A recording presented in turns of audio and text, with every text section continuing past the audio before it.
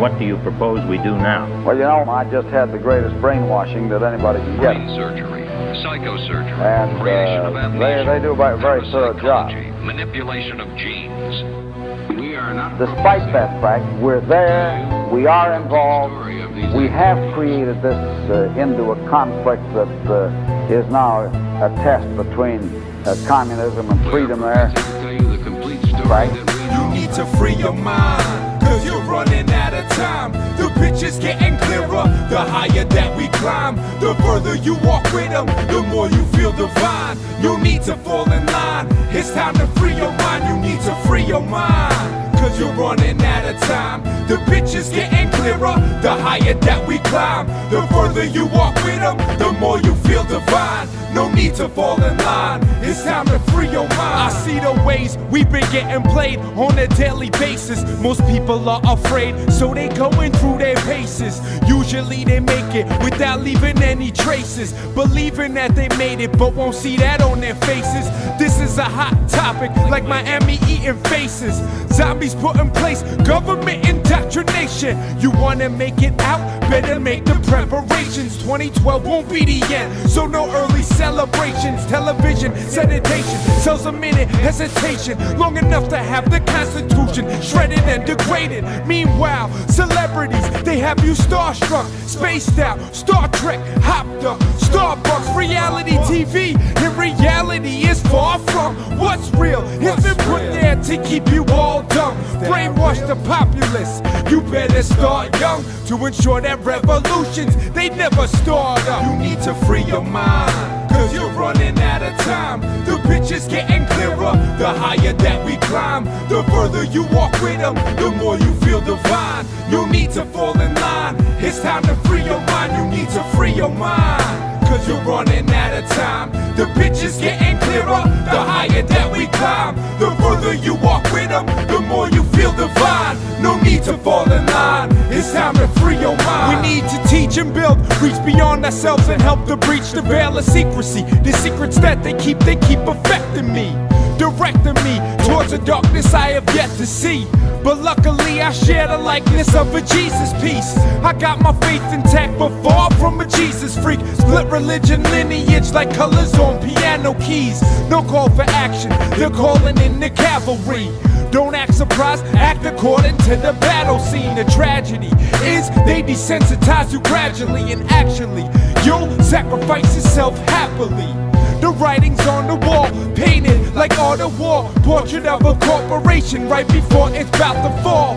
The empire of America is stretched thin. Drone strikes for Muslims, amnesty for Mexicans.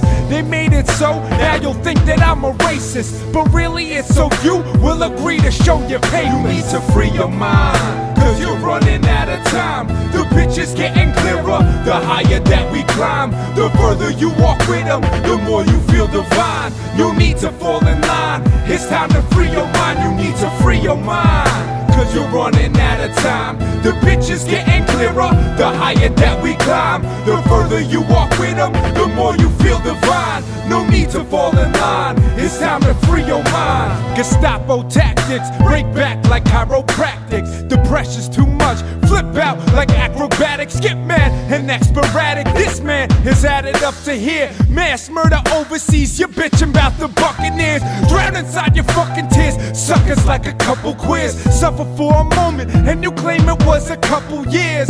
Masquerading as a macho man, but you're not. And my mind isn't contraband, cause it's not. If I speak my mind, I'm a traitor, but really I'm a patriot. Liberty, you're trading it. Either way they're taking it, so people need to get a grip. Turn the news off, history will tell you about this shit. It happens once, happens twice, then repeats again. Romans and Sumerians, Nazis and Americans. Empires crumble because power is a flaw of man. If we stand together, we can never ever fall again. You need to free your mind, cause you're running out of time. The picture's getting clearer, the higher that we climb. The further you walk with them, the more you feel divine. You need to fall in line, it's time to free your mind. You need to free your mind, cause you're running out of time. The picture's getting clearer, the higher that we climb. The further you walk with them, the more you feel divine. no need to fall in line. It's time to free your mind.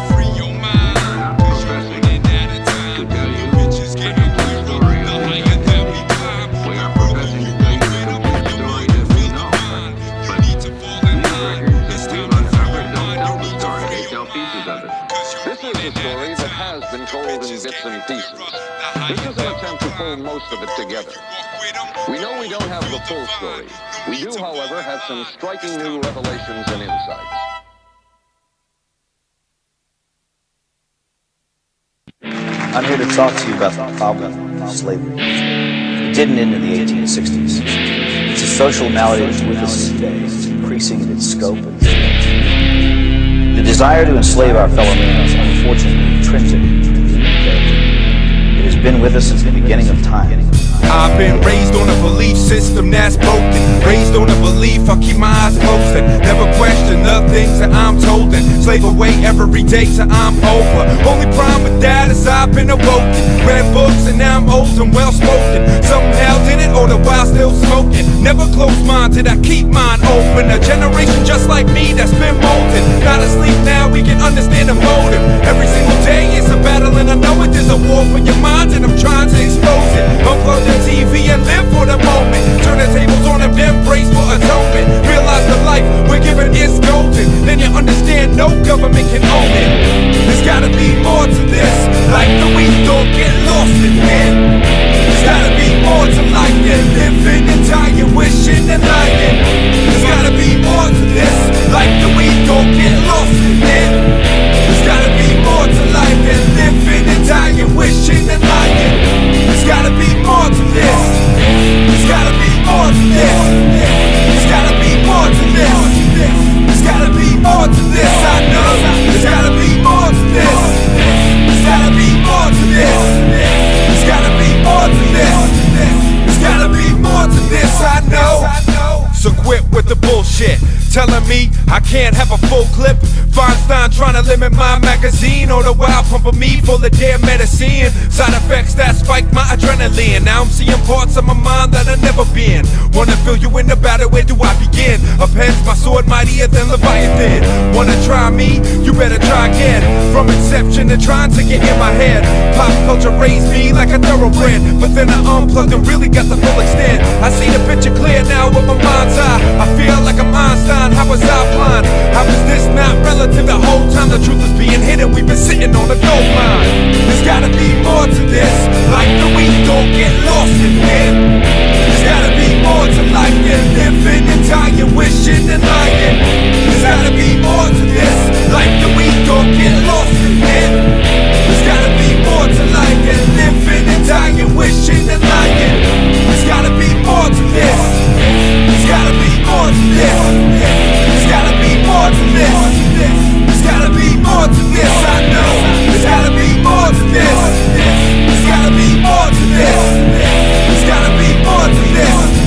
There's gotta be more to this. I wanna try to write about my freedoms, riding the dead horse that's beaten. I don't really think I can reach them, but I'ma try one time before I eat them up. And I used to be a heathen. Now to say that I look like Jesus, so I feel like I look like he does. But I'm surrounded by demons all day, there's gotta be a reason. Every time I turn the TV on, it's treason. Brainwashed, flicker rate programs to grieving. Only problem is you still believe in a two-party paradigm. Realize you're hypnotized and wake up, they're all wearing makeup. Fake broadcast from a beach in Jamaica. Fear engineered by the government to make you give up your rights. There's more to this life, I know.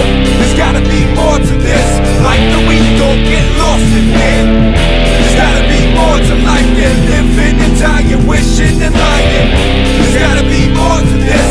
Like the weak don't get lost in it. There's gotta be more to life than living and dying, wishing and lying. There's gotta be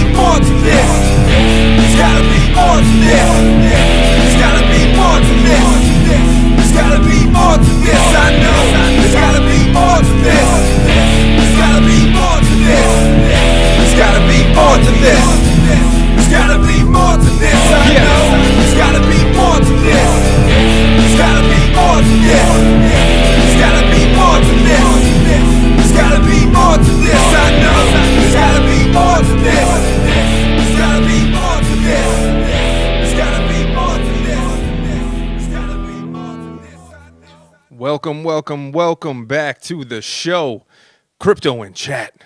A special episode coming right at you.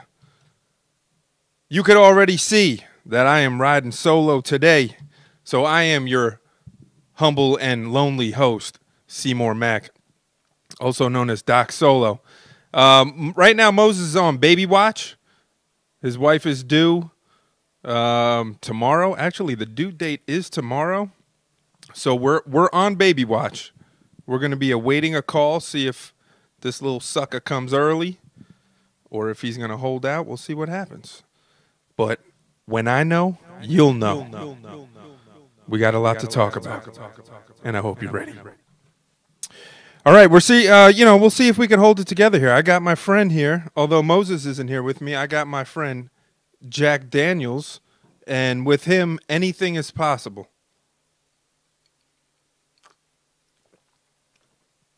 So I guess we'll see what happens. We want to talk about crypto this week because this week, finally, there's something to talk about. There's a lot of news, and I guess the downfall of doing this only on Fridays is some of this is just going to be rehashed.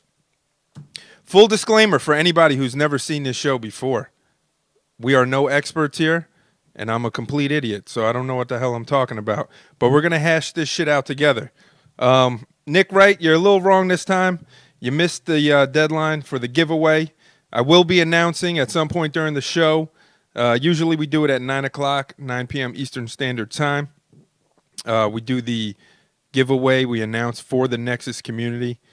We are not the purveyors of that giveaway. We are simply here to help announce it. And I enter every week, and I fucking lose every week. And I know Moses lost. We did not win this week, that's for sure. So hopefully you see your name being pulled. Island time? Nah, I wish we were on island time. As you can see, we're here on fucking moon time. We're on moon time right now because the seas are green. Nick is here with me. Hey, Nick, if you want to Skype in, I just got to open up the Skype. We're taking live Skype guests tonight, something never done before. At the random. We're going to call it Crypto Roulette. No penises, guys. No penises. All right, let's get right into the news because there is a lot to talk about. And we're going to just start out talking crypto. Oh, my goodness. Are we really going to talk about crypto on Crypto in Chat for a fucking change? You're damn right. The last couple weeks, let me tell you something. The last couple weeks, we've laid heavy emphasis on the chat portion of this show. We had Jordan Page on, a good friend of ours, fabulous musician, and somebody who's got extreme knowledge on the scary parts of life. So I suggest everybody go to the YouTube Corrected Axiom, and you could check us out there. We cut clips from each episode to try to entice you to come along and watch the full show. Let's take a look here at Coin Market Cap. As you can see, we have a lot of movement in the upward momentum, which is always lovely to see. For the past couple months, we have been living in a sea of red, and we have had nothing to be excited about. But it seems like we finally could possibly be taking a turn. And I said this last week, I feel like one of the things that was going to happen, and I don't know what the hell I'm talking about, just like every other crypto YouTuber out there in the world. Full disclaimer, do not take our advice. My advice this week, I guess. It's just been going down and down and down. But what I had predicted, and I guess you could say that it came true, was as we were getting through here in the United States anyway, through the tax season, tomorrow being the deadline, the 14th or the 15th?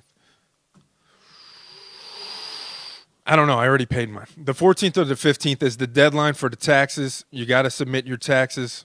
And I thought that towards the end of April, we would see a lot of upward momentum. And it seems like, let's look at a year here. You can see how far we've come down here. I mean, we were up there at 20,000, and we are half as heavy as we were back then at the end of last year. But as we get through the tax season here in America, I think people are going to start feeling a little more comfortable about putting some money in, moving some money around, knowing they're not really going to have to worry about it until about a year from now. And then they're going to be like that guy who said he found out he owed $50,000 in taxes, but didn't even have $50,000 in Bitcoin. Yeah. So the way that they're playing this shit is not friendly. It's not friendly to you.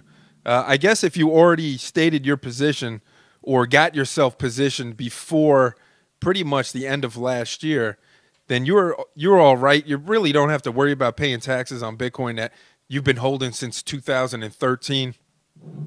But I think, you know, the whole way that they're approaching this, where you allegedly have to pay a capital gains tax or some sort of gains tax on each transaction. So even if you're moving to altcoins and this and that, and you're going to be paying a lot of money.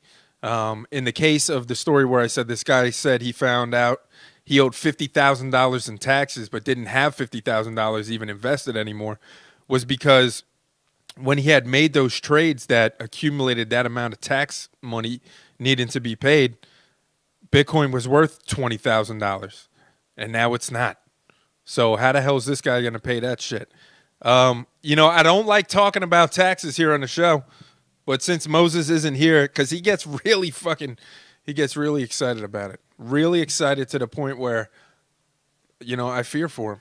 He's got a palpitation for that shit.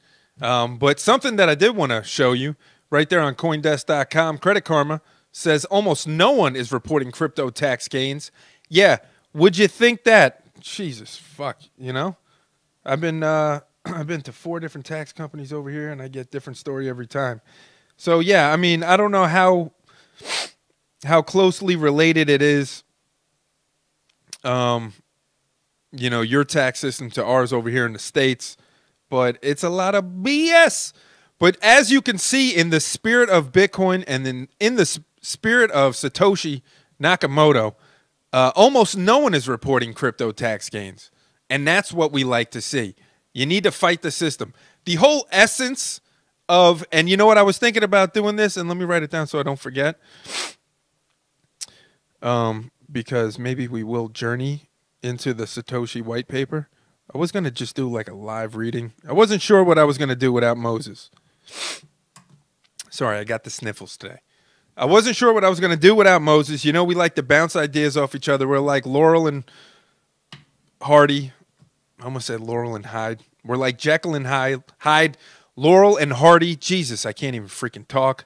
It is a little chilly down here in the basement. But in the spirit of Bitcoin, almost no one is claiming crypto fucking gains and paying taxes on it. And that is the whole purpose of Bitcoin being created in the first place. To have an alternate system of financial control, where instead of it being a centralized control by a government or an entity more powerful than the government, it's an individual control of your own finances. All right? I mean, that's what it was all started to be, right? Look at me talking like I know what's going on. Look at me. I'm trying to find you on Skype, but my directory won't find you. Hold up, let me send you. I'm not logged into Skype right now. I'm not logged in just yet, but I will open it up in a minute once I get through like a rant. Let me get through a rant. Let me just say that I could do it by myself. I took my training wheels off. Jesus, come on. I hate when the phone doesn't flip. Stupid smartphone. Jekyll and Hardy, that's us, man. We're Jekyll and Hardy. Hey, buy low, sell high says, who will Verge partner with? Any thoughts? No. This is the crypto show where you don't get that kind of information. Now we could do live searches together. We could journey down the rabbit hole together, but I'm not privy. What is that word? Is it privy or pervy? Pervy is like perverted. Privy. I'm not privy to any inside information. All right? At all. Unfortunately. or else my portfolio would look a lot fucking meaner than it does right now. But you could see right here, back to this whole story, fewer than 100 of the first 250,000 federal tax returns filed using the service reflected cryptocurrency gains or losses, the company reported. A spokesperson told CoinDesk in a statement that the reporting of Bitcoin gains is still at negligible levels. So you know what they should do? They should just forget about this whole tax in Bitcoin shit. They should just forget about this whole tax in crypto. It's negligible at best. There's no need to worry about it, guys. Move on. Nothing to see here. With tax deadlines less than a week away, we reran the analysis. Let me put the right voice on. With tax deadlines less than a week away, we reran the analysis and looked at the most recent 250,000 filers on the Credit Karma tax platform. And while we saw a more than 100% increase in the rate of those filings, the total remained a tiny fraction, with still less than 100 people out of 250,000 having reported gains. Forget about it. You don't need to put your fucking eyes on my gains. All right? Leave my gains alone. But I don't know, man. What do you guys think about this this green? What do you think about Bitcoin going up to 8,000? It was over 8,000 today. What are your guys' thoughts? You know? Let me just totally put this show on your shoulders. Relieve some of my own stress. Take a sip of my friend here.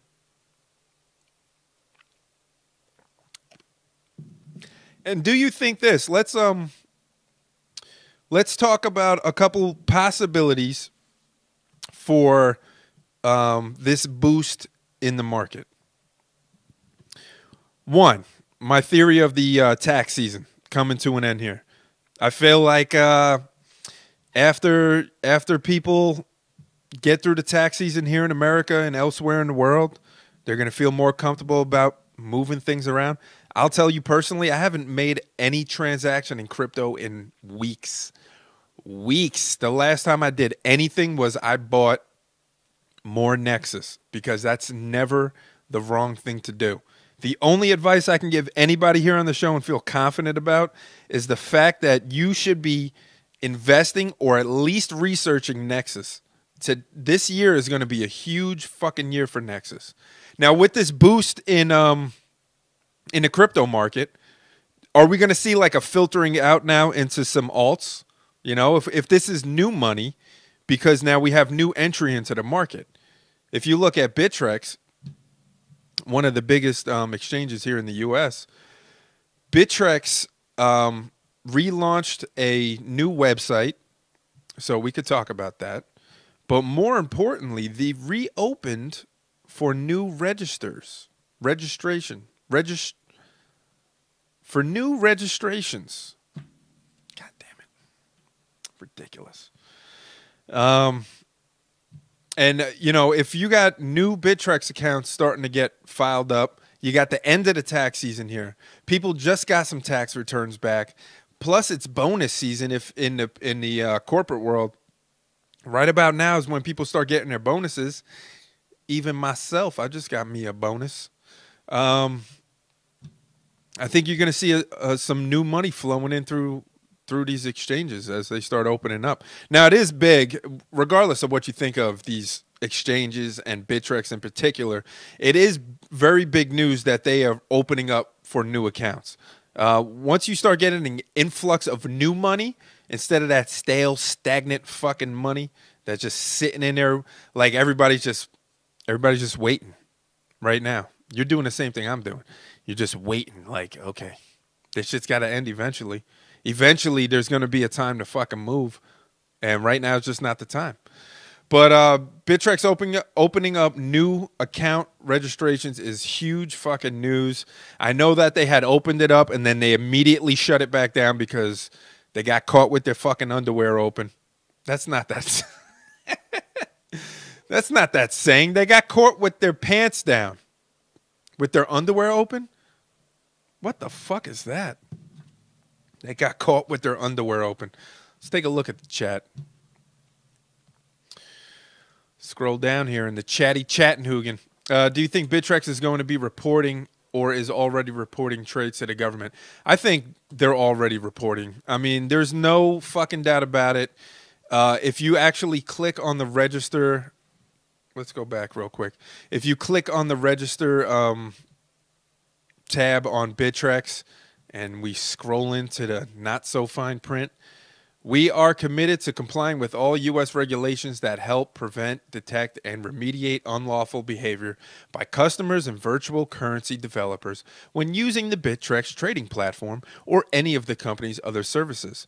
Bittrex is not a regulated exchange under U.S. security laws. More information can be found here. So even though they're not regulated under the U.S. security laws, they're most certainly going to play ball because the amount of fucking money that is involved here, they're not going to take the chance. They're not going to take the chance. Yo, the underwear open is the new phrase. And I'm so happy I said that. I question why I said that, but I'm in hindsight, I think it's a really good thing that I said that. We're starting new phrases here. All right? You got to do something. When you don't have Moses here to bounce fucking, intelligent thoughts off of, this is what happens. You start saying they got caught with their underwear open instead of they got caught with their pants down. I don't say anything just to be funny. All right? I'm just naturally funny and naturally stupid. All right? Nick Wright says maybe just hacked by the tax company and the data is already compromised. I think when you look, Coinbase no doubt is playing ball. Bittrex is going to play ball. Anything that is tied to the U.S. directly is going to play ball. Binance moving to what's the fuck? Where the hell did Binance move to? North Korea, Cambodia. Where the fuck did they move to? Come on, you guys are smarter than me. I mean, foreign tax companies like ATO. ATO, I'm assuming that's the Australian tax organization. Malta. Thank you, Spade. I'm showing my cards here. Don't know what I'm talking about. Australian tax office. Man, I was close. That was fucking close. All right. So, yeah, I think they're going to play ball. Why wouldn't they? The name of the fucking game is to make money. And as long as they're paying the fucking Don, as long as they're paying respects to Don Corleone, they're going to be allowed to fucking to keep running. They'll get taxed just like we're getting taxed. Everybody got to pay the fucking piper, man. Everybody got to pay the piper. Let's get back to the freaking story. So Bittrex, let's talk about their new website. I'm actually very fucking happy that they finally redid their website. Their website was so basic, but it was very easy to navigate. Excuse me, I got a sinus situation going on here. Plus I'm Jewish, and this is just my nose, so get used to it. Bittrex, fancy new site. I like the logo. It's like a chip with all sorts of leads on the motherboard there. Very nice. Bittrex, what are they about? They're giving you a little rundown here for anybody who gives a shit. Security first. Security will always be a top priority. Robust trading. Now, does Bittrex hold the highest trading in the world? Let's see. Let's go to markets. Is this where you go to see? No. Bitfinex, I guess for Bitcoin, has got the highest volume. Bittrex isn't even up there, man. Whoa. Really? Wow, that's very surprising. Wait, what's going on here? They're not on any of these? Is there something going on? Is there like a breakup I didn't know about? Oh, no, they're here for Tron. Nothing to fucking brag about, that's for sure. I was thinking they were leaving him out like Ron Paul in the 2012 fucking pollings. That's an American joke. But I guess Bittrex not opening up new registrations for that long had that effect because they were certainly up there. They had to be up there. Definitely top 3 when it comes to Bitcoin, right? Volume-wise, trading Bitcoin. They're not even on this fucking list. I don't know why I got into that. Robust trading, corporate responsibility. This is like fucking, this is like prestige worldwide. Bittrex, security first. Robust trading. Corporate responsibility. Let's get into the markets. Let's look at the Bittrex markets. Earth is flat. I think we got a troll on our hands here. Earth is flat. NASA is fake in space. Millions of videos showing proof. I'm not trolling, encouraging everyone to watch fake world reality. That's what happens when you don't let anyone sign up on your exchange for 6 months. Definitely. No doubt. That's what I think was going on. But look at this fucking site, man. Are you excited about this, guys? I'm excited about this. I really am. And I'm actually showing more of my cards. This is how long I haven't really looked at any market. They're still running the same format, but they're in this nighttime mode, or as I like to call it, pervy mode. You know, late at night in the basement. You know, maybe across the hall from the wife's room in the computer room there. You don't want a lot of that bright flashing. You know, you got to dim the monitor. Dim the monitor down. You know, this is excellent that they are, you know, coming into the 21st fucking century here with their website. That's always good to see. What's also interesting to see is Golem, up 61%. Holy fuck. Hey, raise your hand if you hold Golem. And look at even the trading page. I'm wondering if I have this like zoomed out too much. No. The one thing I did notice is the mouse roll. You know, the little roller on your mouse for this chart. It's backwards. It's not. It used to be when you roll up, you zoom in, and you roll down and you zoom out, and now it's opposite. It's like they forgot to invert their joystick on the flight simulator. I love Bittrex. I love Bittrex as much as I love any horrible creation. No, I do like what they did with the site, though. I mean, this is definitely much more appealing. I love this up top. You no longer have to. Oh no, you do. You know what? Look at me talking shit. I thought this was going to be stationary here. This was going to be locked to the top here, and then as you scroll down to the order books and the market history, that you would always have that there. They failed me on that one. They failed me. But I do like that you have the market search here on the left. So you don't have to like go in and out of every single chart. So I do like that. This is very nice. And it's easier on the eyes. You know, they do need to invert their fucking joystick here on the flight simulator. That I don't like. I don't like it. All right.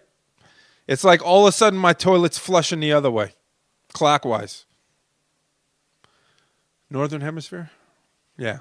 Counterclockwise in the north, right? The north. The north.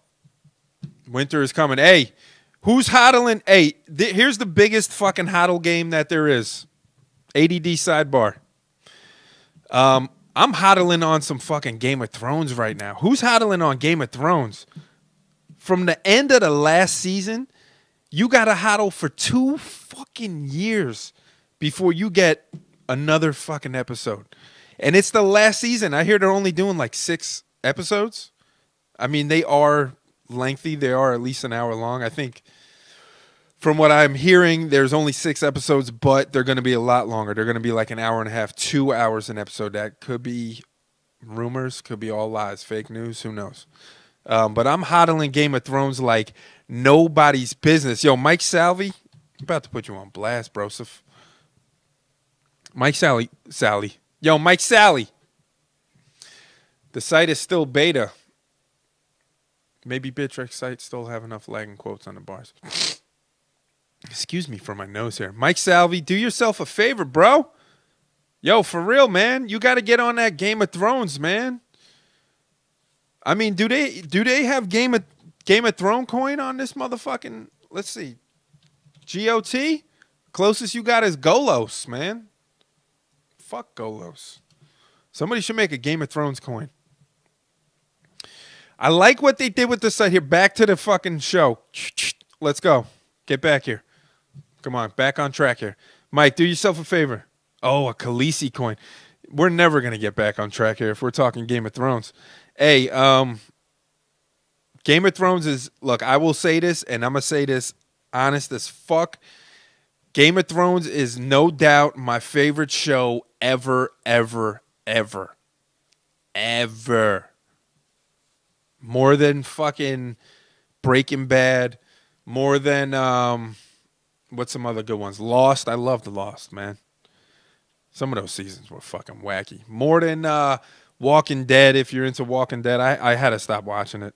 I don't think I saw the last season and a half of Walking Dead.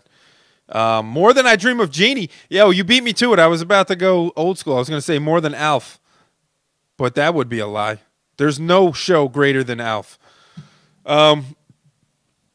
Yo, Nick Wright, you trying to come on? I'm going to open up Skype. I'm going to open up some Skype. Hopefully that don't lag us down.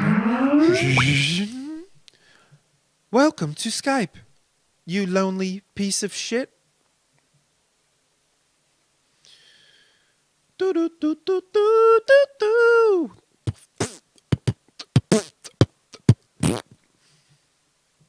All right, I got Skype open. I'm ready to receive calls.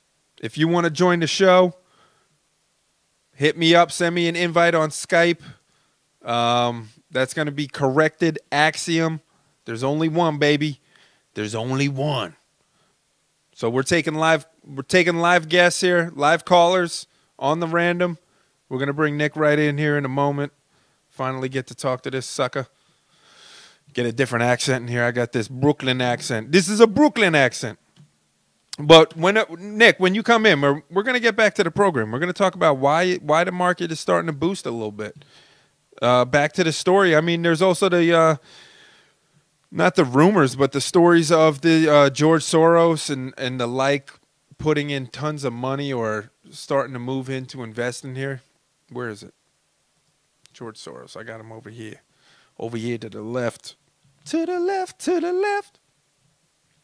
George Soros prepares to trade cryptocurrencies. This is Bloomberg.com. Your trusted news source. You put yourself on blast. Can only see 10 buy-sell orders at a time. Used to expand to 100. Oh, back there on the bit tracks. You know what? Yeah, let's not get too wacky here. Let's stay on fucking task. Yeah, I do want to look into this. Now, I haven't logged in yet with the new site, so I don't know what the wallet area looks like. But you know, what he's saying is you can only see 10 on the order book. You are right. You used to be able to expand. So that kind of sucks. You got to click through them. Clicking on true. Look at Golem, though, man. Golem is killing it.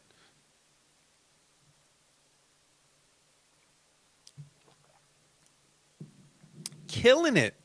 This shit was a 24-hour low of 3,600 and a 24-hour high of almost 23,000. Holy shit. It went up 20,000 Satoshis in basically, what?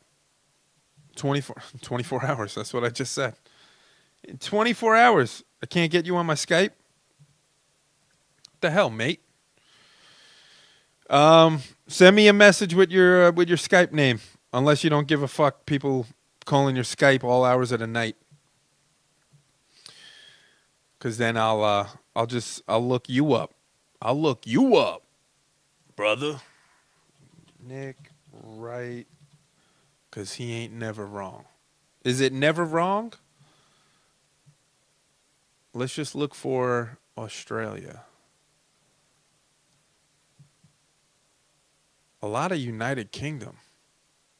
Lots of London, motherfucking Nick writes. You sent it to me on the FB.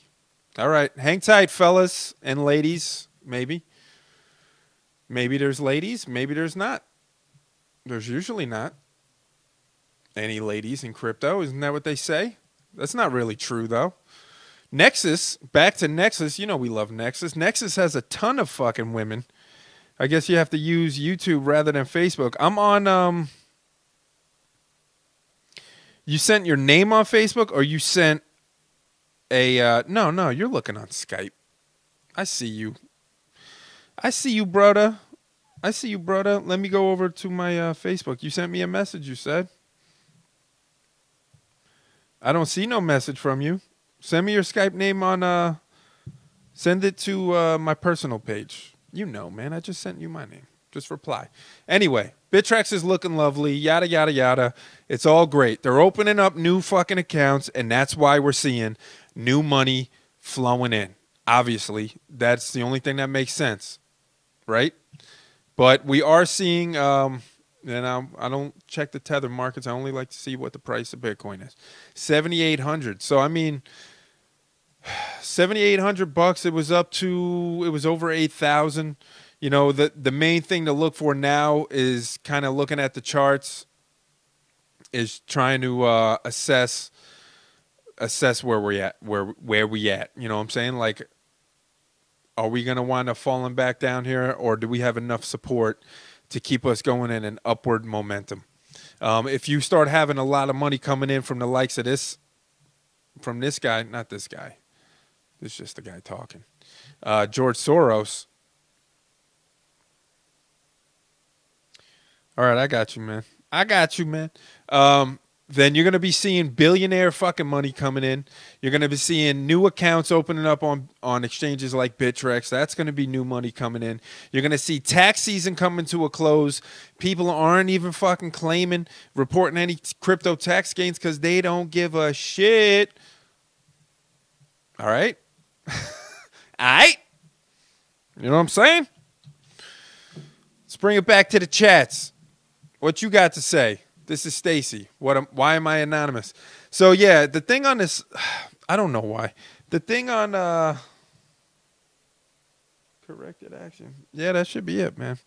The thing on this app here for this broadcast software, for some reason, the Facebook chat, it puts everybody's name as anonymous. I don't know why. I mean, if I type something, it'll pop our name up. But the chat here on the bottom is going to show you who you are. I don't know what's up with that. I mean, Facebook, since when do you give a shit about people's anonymity? Anonymity. All right, let me look this guy up here.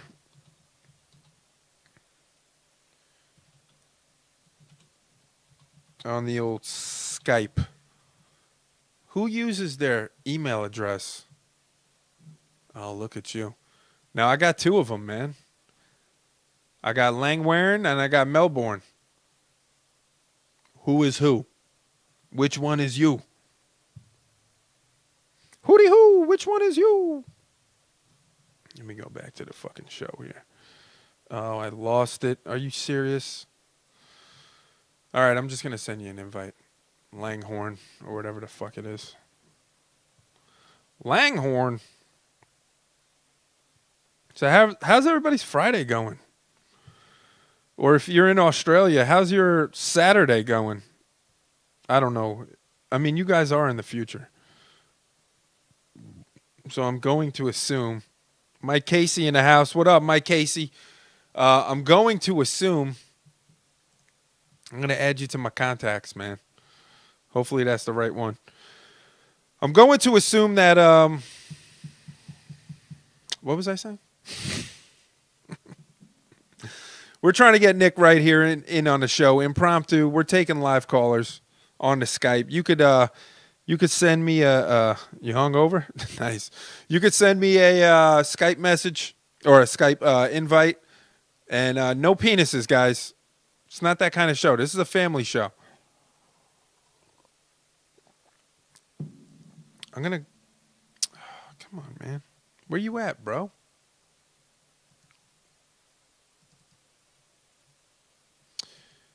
Bear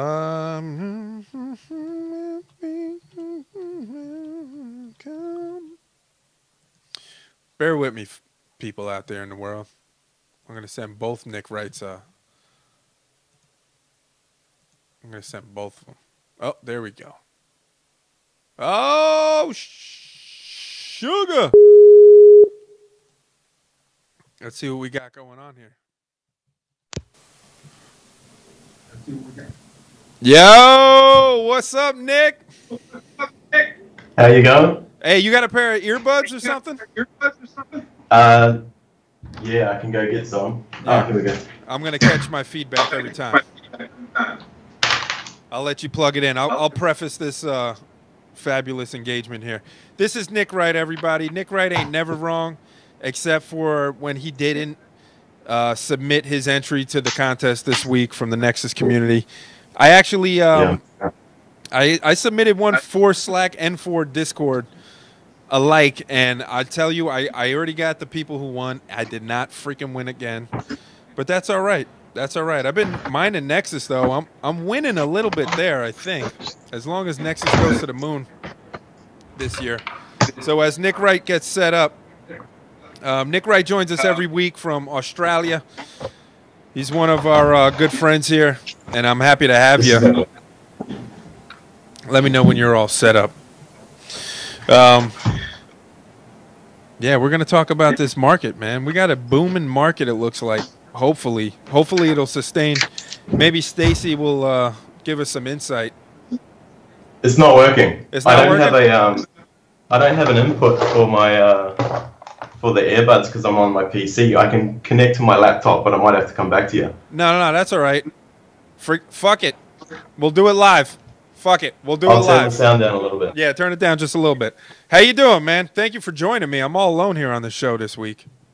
Going well. Thank you for having me. Yeah, of course, man. What is your crypto experience like down there where you're living? Is it a booming market like it is over here in America? Yeah, there's a lot of naysayers at the moment in the market down here. I guess the same as everywhere. They're seeing all the blood and they're crying about it. So it's pretty bad everywhere, I guess. But yeah, I think we've got a really strong market in Australia. A lot of people are behind it, and yeah, I certainly seen the value for I've been in about 3 years. I've known about crypto since about 2011, and I never got into it back then, and I should have. But yeah, we've all got that story too, I guess. Oh yeah, of course, man. I mean, we told our story here 1,000 times on this show, but we learned about it in 2012, and we scoffed. I personally scoffed at these guys that were telling me about it. And I was there. We were down in Tampa doing a performance for in honor of Ron Paul. We're diehard Ron Paul fans here. And we were there. We were being sponsored by a gold and silver company, like a precious metal company. So when these guys were telling me about, Bitcoin, I was so ignorant, so fucking ignorant to them. I feel so stupid. And I was just like, this is never going to take off, man. I'm here with a gold company. This is real value here. And then fast forward, like 10 years or whatever, and it's like, yeah, that's what right. the fuck? Well, I have a lot of friends in the IT game. They've always been in like support channels of all the companies that I've worked for, and they pretty much led me to it back in 2011. And I heard about it and did some research, and I never got behind it. So it's just, I think everybody's got a story where they heard about it, didn't get behind it, and then a couple of years went by or a couple of months went by, and then they got behind it. And hopefully not in November last year, though. Hopefully that's not when they got behind it. Yeah. Now, I know every time Moses brings up talking about taxes on the show, I always get really pissed off at him. And it's really not because I don't want to talk about taxes and crypto, which I really don't. It's more that we have this ongoing argument about how the tax system works here in America. He seems to think, I'm sure like everywhere, you have different brackets of taxability, right? If you make this much, you're going to get taxed this much. I keep telling him that, at the end of the year, when they figure out how much you made for 2017, if you made $70,000, that's the tax bracket you fall into. He keeps wanting to tell me that, no, as you enter each bracket, or you pay the amount of tax on each bracket. So for your first $18,000, you might pay 20%. For the next, 10,000, you might pay 25%. And I seem to think that it's just like a one-time flat thing. It's like you fall into one bracket. You don't pay as you go. One of us is completely wrong, and we both think that we're absolutely right. And I'm not budging on this shit. Well, we're getting close to tax time here, and I'm obviously quite concerned with all the news and making sure that I'm covering all the bases. And I've run around a few tax companies and got different answers as to what I should be doing and what I shouldn't be doing. So I'm not sure if... I think a lot of tax companies and a lot of agents down here just aren't prepared for it. They weren't behind crypto and don't know anything about crypto. So, they don't have that knowledge until somebody walks in and goes, hey, are you guys doing any kind of cryptocurrency taxation? And the looks on their faces is quite interesting because, the age group as well, they've probably never heard of cryptocurrencies before I walk in. Yeah, and is it mostly older folks? Yeah, in some of the ones that I've walked into, it is. I think that's the generation of business owner, 50 pluses. And probably I'm only guessing, I also have no idea, but you're probably looking at a 30 to 50-year-old age group that's got behind crypto. Or maybe a little bit younger, maybe 20 to 50. Yeah. Yeah. Yeah, I would agree with you on that. I certainly would. And the one good thing I do see about this in regarding to taxes and crypto is I see a really good opportunity for some young accountants to specialize in crypto tax and to really capitalize on that market. Nobody, you got some people saying, oh yeah, my accountant is learning about it, but everybody is teaching their accountants about it. And it's like for somebody young, for whatever reason, wants to be an accountant when they grow up, which is a horrible life choice, I'm sure. Then do it. And then they could really they could corner this market. Now let's fucking switch gears here for a minute. All right. That's a good niche. Yep. Let's switch gears. Let's talk about the recent change in the market. What are your feelings? What's causing this? Is this going to stay? Is this just like another ebb and flow here? I don't know how much the American market impacts on the price of Bitcoin, but like you were saying, that it's kind of tax time, people getting the money back. You've got all the stocks paying out as well around this time, like you're saying in America.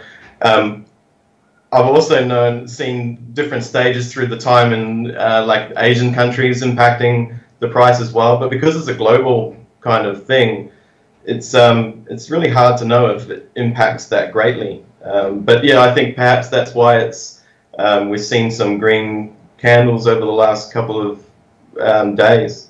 Yeah. In America, I think perhaps is impacting that. And I listen to Bitcoin Ben some of the time as well, and he thinks it's all the big money coming in at the moment. So I listen to Bitcoin Ben all the time. I like it when he gets angry though. Nice and mellow, Ben. That's real nice. We all think he's a nice guy. Man. Yeah, but I like it when he gets pissed off at a senator. That's when or George Soros. So, I mean, what do you know about George Soros and his influence across the globe? Are you aware of how influential this old bastard is? I've been reading about how influential he can be. And I guess anybody with that amount of money can impact it hugely, impact the markets. And, we saw Jamie Dimon impact it, so I would imagine that this guy's got a hell of a lot more money than Jamie Dimon. Yeah, this guy is a crazy Nazi collaborating son of a bitch. He hasn't had a black eye recently, has he? Well, I'll tell you what, man. And we did pull that site up at the last minute last week. That shit is crazy, man. It's not only the black eyes, but it's also the broken legs or the broken ankles. You saw a lot of senators this past year in America with the boot, like the cast on their foot. We talked about John McCain with the switch foot. He had a fucking broken foot on the left foot the one day, and then the next day it was on the right foot, and then it went back to the left foot. So it's very, I don't know what's going on, man. I don't know. It's so crazy. Maybe they're practicing combat sports for when the collapse of the financial system comes. Yeah, they've been training with the I'm gonna draw a blank now. Goddamn. They've been training with Antifa. They've been doing some MMA training out there in the parks. Hey, Yeah, do you have Antifa down there in Australia or some sort of Antifa? Yeah, we do. Is it all? We do in a smaller capacity. I think they're certainly around. And how do you feel about that? Look, they don't really impact greatly in Australia. I mean, I think there's a few rallies and stuff like that, but we don't see a great deal of it in Australia. And to be honest, I've moved from Melbourne, which is a central hub, up into Cairns, which is in the northern side of Australia. So it's miles away from any kind of massive metro hub, thank God. But yeah, it's a really nice place up here. But yeah, so we don't really get any kind of rallies or anything like that in regards to them. Into them, yeah. Back to George Soros. This guy's worth $8 billion as of February of this year. If you don't know, he was, let's see, we'll go through the story here. He was born, I'm never going to be able to say that fucking, it's George, but it's George. It's German. George. I don't have a good German accent. Schwartz, but he's a Jew, just like me. August 12th, almost born on the same day. I was born on the 17th of August.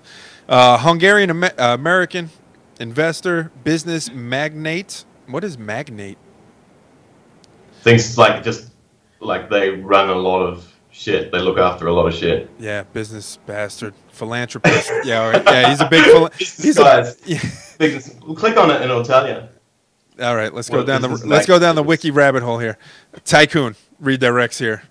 Business magnate. Tycoon, that's it. Yeah, refers to an entrepreneur of great influence, importance, or standing in particular enterprise. Yeah, he's got great influence, that's for sure. A philanthropist, I don't know so much about that. Political activist and author. They're probably not going to get into it here, but he was born there in the time of the Nazi Germany, and he actually they've got a lot of money. They got a lot, and any kind of money like that's going to certainly influence the market, and that's just the way that it goes. Well, I think if he gets into it greatly, and then other people do as well, then of course but that's what we're looking at for 2018, isn't it? That's what everybody's predicting, that's the year of the big money coming in. And yeah, so 2017, would you say, is like the year of it's not mass adoption, but it was more of an awakening. It was more of like on an individual basis, but it was very exciting. Yeah, it was an awakening. Like a lot of people, there was a lot of social media activity and a lot of news, a lot of tax talk. All of that kind of stuff has led and grown the name. But I still think there's so many more people that will get to know it over the 2018 to 20 period. Yeah. Like Nexus. I mean, how good are they going to be over the next 3 to 5 years? It's so exciting. Dude, Nexus is crazy. It's so freaking crazy what they're doing. And the partnerships that they're making. And if you go in like this, sometimes the Slack, but there's naysayers everywhere, right? It doesn't matter what project, what coin, what you're talking about. There's always going to be naysayers. And whenever there's money involved, people are going to want to say their piece, and I think especially when there's blood on the streets, everybody's out there and saying, it's the worst time ever, and But I think if you were into Bitcoin in the early days, then you haven't lost anything still, even now. Yeah, when did you get in? How long ago? About 3 years ago. 3 years ago. All right, so you're good, man. You're fucking good. You're good unless you put it all into fucking something retarded like Mooncoin, like Moses did. I lost it all on Flappy Bird coin. Flappy Bird coin? Damn, Flappy Bird coin strikes again. Hey, we're gonna. Nick Wright's shitcoin pick of the week is Flappy Bird coin. Man, it depends on what day it is, because it'll be high one day and low the next. Jesus. Just like the Flappy Bird itself, isn't it? Yeah. Hey, man, it's so hard with all technical analysis at the moment. It's so difficult to work out as to what the hell's going on. I tried to teach myself technical analysis, but man, it's just so difficult. It's crazy, man. Stacy seems to be pretty good at it. It's constantly changing, man. You got to do it every day. You constantly have to work at it. I stopped, man. Once this Sea of Red came in, I really stopped doing the day trading thing, like where I was pretending like, oh, by the end of 2018, that's it. I'm retiring. I'm going to day trade cryptos. and I watched my portfolio shrink over like the course of 3 months. But I've been trying to get my parents into Bitcoin for so long, and they ended up wanting to get into it around September, October of last year, and so they got into it, and now my name's Mutt. Yeah, you're not invited to Christmas. No. Stay home this year. Don't worry. You know what? I said, wait, leave it a year, and in a year I'll buy it back if it's not made its money back. You know, that's funny. I sent, for Christmas, actually, I sent my dad Litecoin, one Litecoin, and it was worth like $270 at that point, and now it's worth like what? It's like 100 and fucking something, 170 maybe. So like, he didn't say anything about it for a while, and then about a week ago, he had brought it up. He was like, oh, he like said it in passing. He was like, yeah, it was like that Christmas gift you gave me that just shrinking. I'm like, what was that? What'd you say? What are you talking about? He was like, that Litecoin you gave me, it's fucking the shrinking gift. Yeah, it's worth nothing now. I'm like, first of all, I gave it to you, so technically you're still up 100%. I'm like, so it's a little gem you got to tuck away for a later stage. Put that away and just hope they get their act together. Now, what do you think? 162 Australian dollars Litecoin at the moment. Litecoin, and it's been up to 480, I think it was. It's gone up to before. Yeah, fantastic, man. I mean, I still have a lot of faith in Litecoin. I moved a lot of in comparison. You know, I moved a lot into Litecoin towards the end of last year when it was really booming. But I am sad to see that they kind of got shafted on that LitePay situation. What do you know about that? I mean, it seems like that they got scammed pretty much by this guy, or he just didn't want to deliver for whatever they agreed on. All I know is there's a failed deadline, really, and that's killer in the market, isn't it? We all know from New Year's Eve that if you fail a deadline, that kills you. And I think these companies need to really stick to the deadlines that they're putting out there anyway if they want to keep moving on the way up. But I think it's probably still obviously a good thing, and it's going to eventually pay off in the long run. It just means you just got to hold it a little bit longer. Yeah. Yep. Just hodl, man. Just hodl. Basically, don't look at it until Game of Thrones comes back on. Once Game of Thrones comes back on, then you could start looking at your Bitcoin again.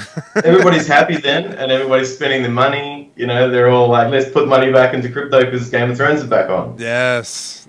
Hey, speaking of Game of Thrones, which has nothing to do with what I'm about to go into, we got to give away some Nexus, man. We got to give away awesome. the, hold on, let me bring you in here. I know I have I don't have you in here? Where you at? Moses is in here. Let's take him out of here. You're not Jordan Page. Let's take that off. Let's take Moses off. Where's he at? Moses, get him out of here.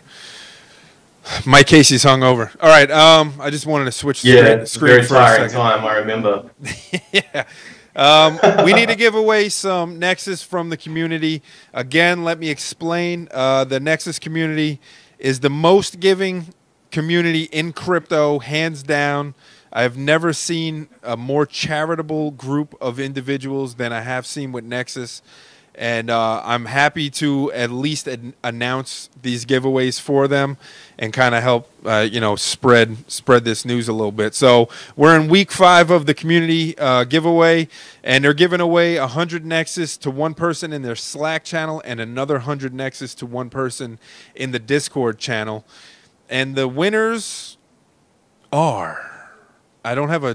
$1.84 at the moment. Yeah. Well, on its way to $2,000. Here's what's that?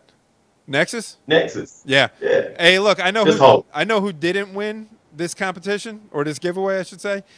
Nick Wright. Nick Wright didn't win. I didn't win. This guy right here. And I know I didn't win. Moses didn't win. But who did win? Boom! Congratulations to Hellman's Mayonnaise 64 from the Slack channel and Blocks Chain 84. That was a good year. I was 1 year old, man. I was shitting in my Pampers. Number 3820 in the Discord channel. If you are interested in winning Nexus, look, here's what's going on here. All right, if you read down here on the bottom, since March 1, the community has given away over 700 Nexus. And next week, I am shaking it. This is Spade, who puts together these giveaways. I am shaking things up again, and we'll be giving away 150 Nexus on April 20th. So smoke them if you got them. It's a celebration. Stay tuned for more information.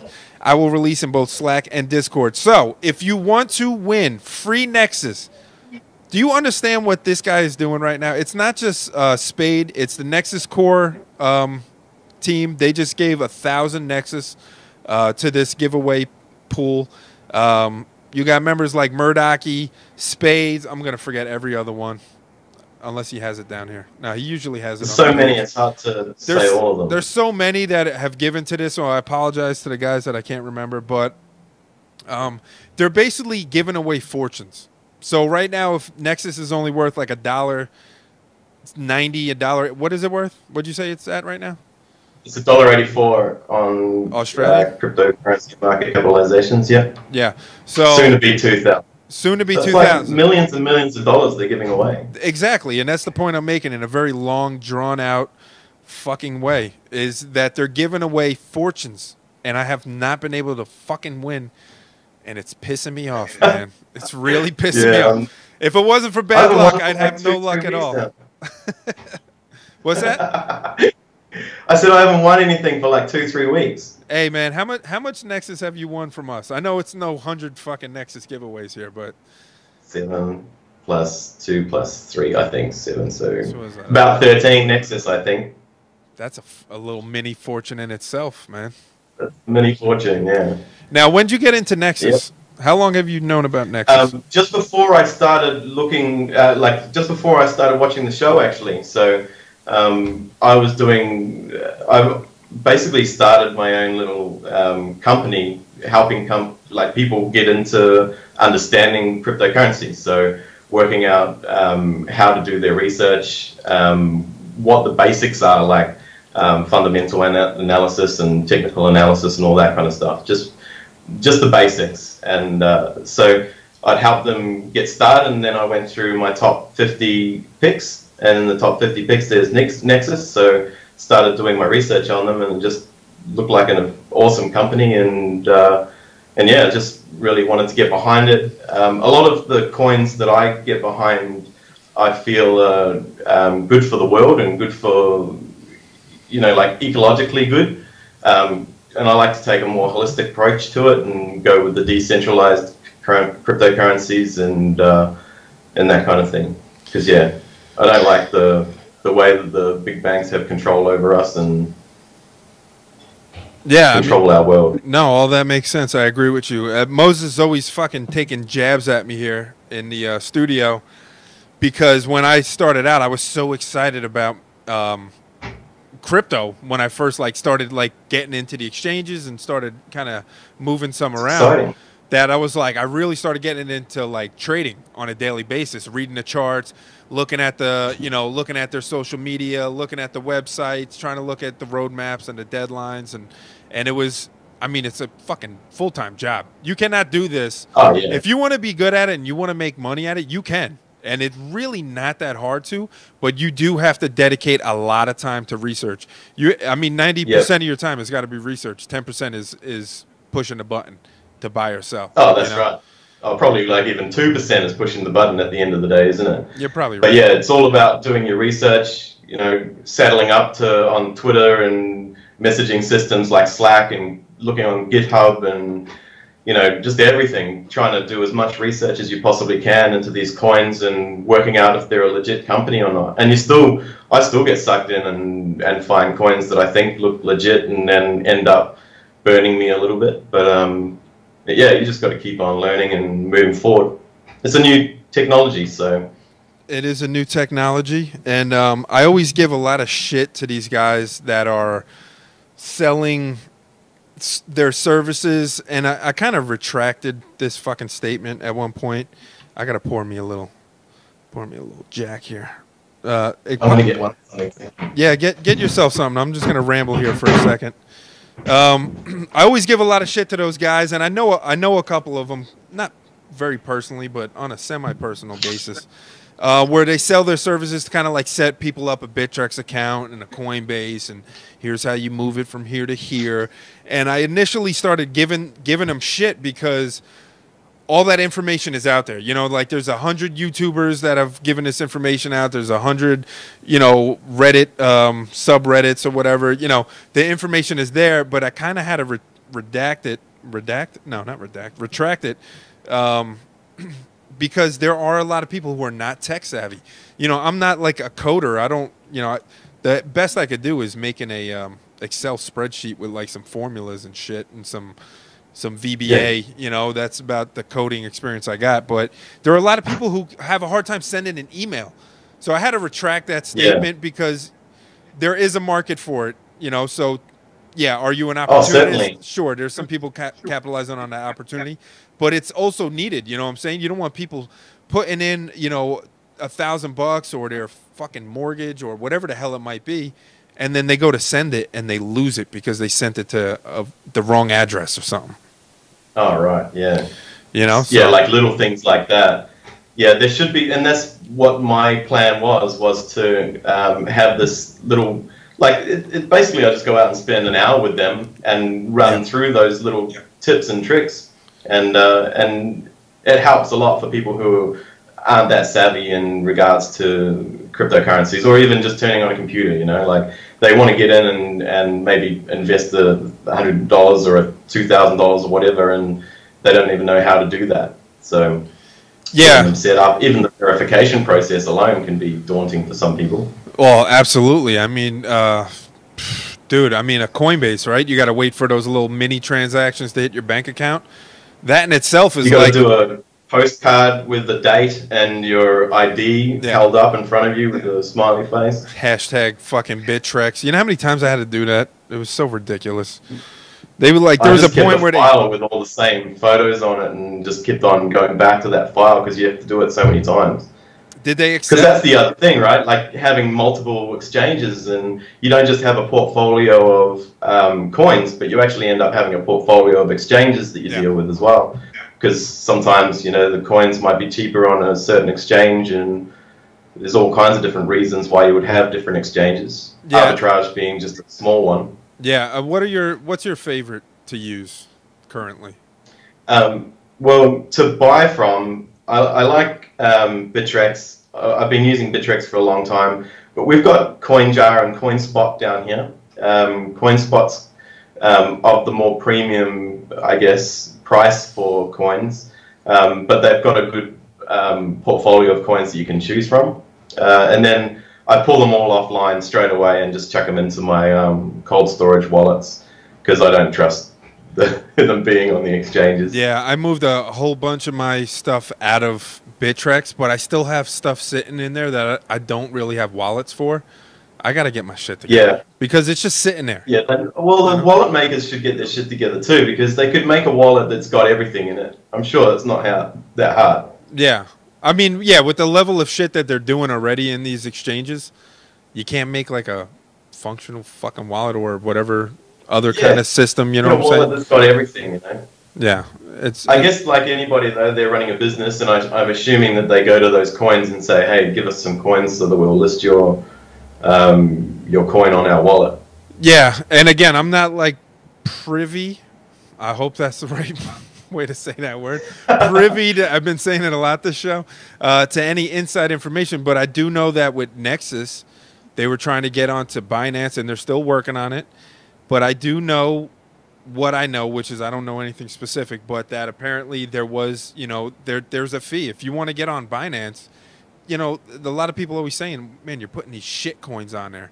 Yeah, well, they're a bunch of ICO fucking coins that raise millions of dollars, and they could throw $700,000 at Binance to list it, and they're gonna make that money back easy.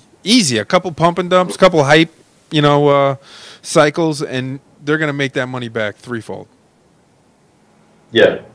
So what? I don't know if it's I don't know. It's a little bit of ethics in it as well. I guess everybody's in to make money nowadays, and everybody wants money for everything. So, which is a bit of a shame. It would be good to have an exchange that's just free to the people and has as many different coins as you want on there, basically. Yeah. That's a utopian world, I guess. That's what we're fighting for. Yeah. What do we want? We want a free world. When do we want it? We want it now. Freedom. We want it now, damn it. Well, hopefully we'll get it one day. I don't know. I'm going to bring you in here with the little chat boxes. I don't even know what's going on here. What am I going to do? Bitcoin and Beer says Flappy Bird. Yo, Flappy Bird coin, man. It's a big hit. Man, you get on it at the right time and you hold and sell, then you'll make a lot of money out of that bloody coin. I never even heard of Flappy Bird coin, man. What's its oh man. I was looking at the most ridiculous coins, and that was one of the ones. All you have to do is filter cryptocurrency market capitalizations, and it shows all the bad ones at the bottom. You know, the spike is like up and down, and yeah, I'm looking. You can make a lot of money if you're smart. Yeah, look, let's pull it up. Before the show started, I was looking for like a real shitty coin on Coin Market Cap for a shitcoin pick of the week, because I do no research for this show at all. And usually Moses he's constantly investing in shitcoins, so he knows all of them. But this is the perfect one. I was looking for one that had like zero value at all. You know what I'm saying? And like, this is the coin that has the least amount of value in the fucking world. Holy shit, man. I don't even know what that is. That is like a negligible amount of Bitcoin. When I was looking at it, back in at the start there in May, and you just see it's just up and down, up and down. You look at this, man. You're right. It was crazy. Hey, this is almost a guarantee. Now you gotta invest $20,000 at a time for it to make sense, but this is almost a guarantee. For the money to, like, at that moment you invest, they then die, and then you go the way of BitConnect. Fucking BitConnect. BitConnect. Oh man. Oh man. Hey, that guy made some of the best memes in the world. Do you think we'll ever see anything like that again in the crypto world, or you think? I think USI Tech's still around, aren't they? They're still doing their thing. Get out of here! Are they really? Yeah, man, they're still doing their thing. Let's look them up. USI Tech. I'm assuming .io. There's some good people on the internet nowadays, though, that are trying to put these people in their place and letting the people know. What is this? This brought me to something totally different. USI Tech. Wow. Let's see. USI Tech. I don't know what it is. Are you sure, man? It might be down. Yeah, it's USI-tech.info. .info. USI Tech dash. Whatever, man. Fuck them. We're not going to give them any play I'm here. loading it, but it's still actually loading the screen, so I'm not sure if it's Oh, yeah. I don't know how delayed you are. Can't be reached. I already can't be reached. Maybe they're down. Yeah, I went way off. Thank God. All right. Well, anyway, Nick Wright's shitcoin pick of the week, which could be your ticket to complete fortune. The moon. Is the moon in the ground again.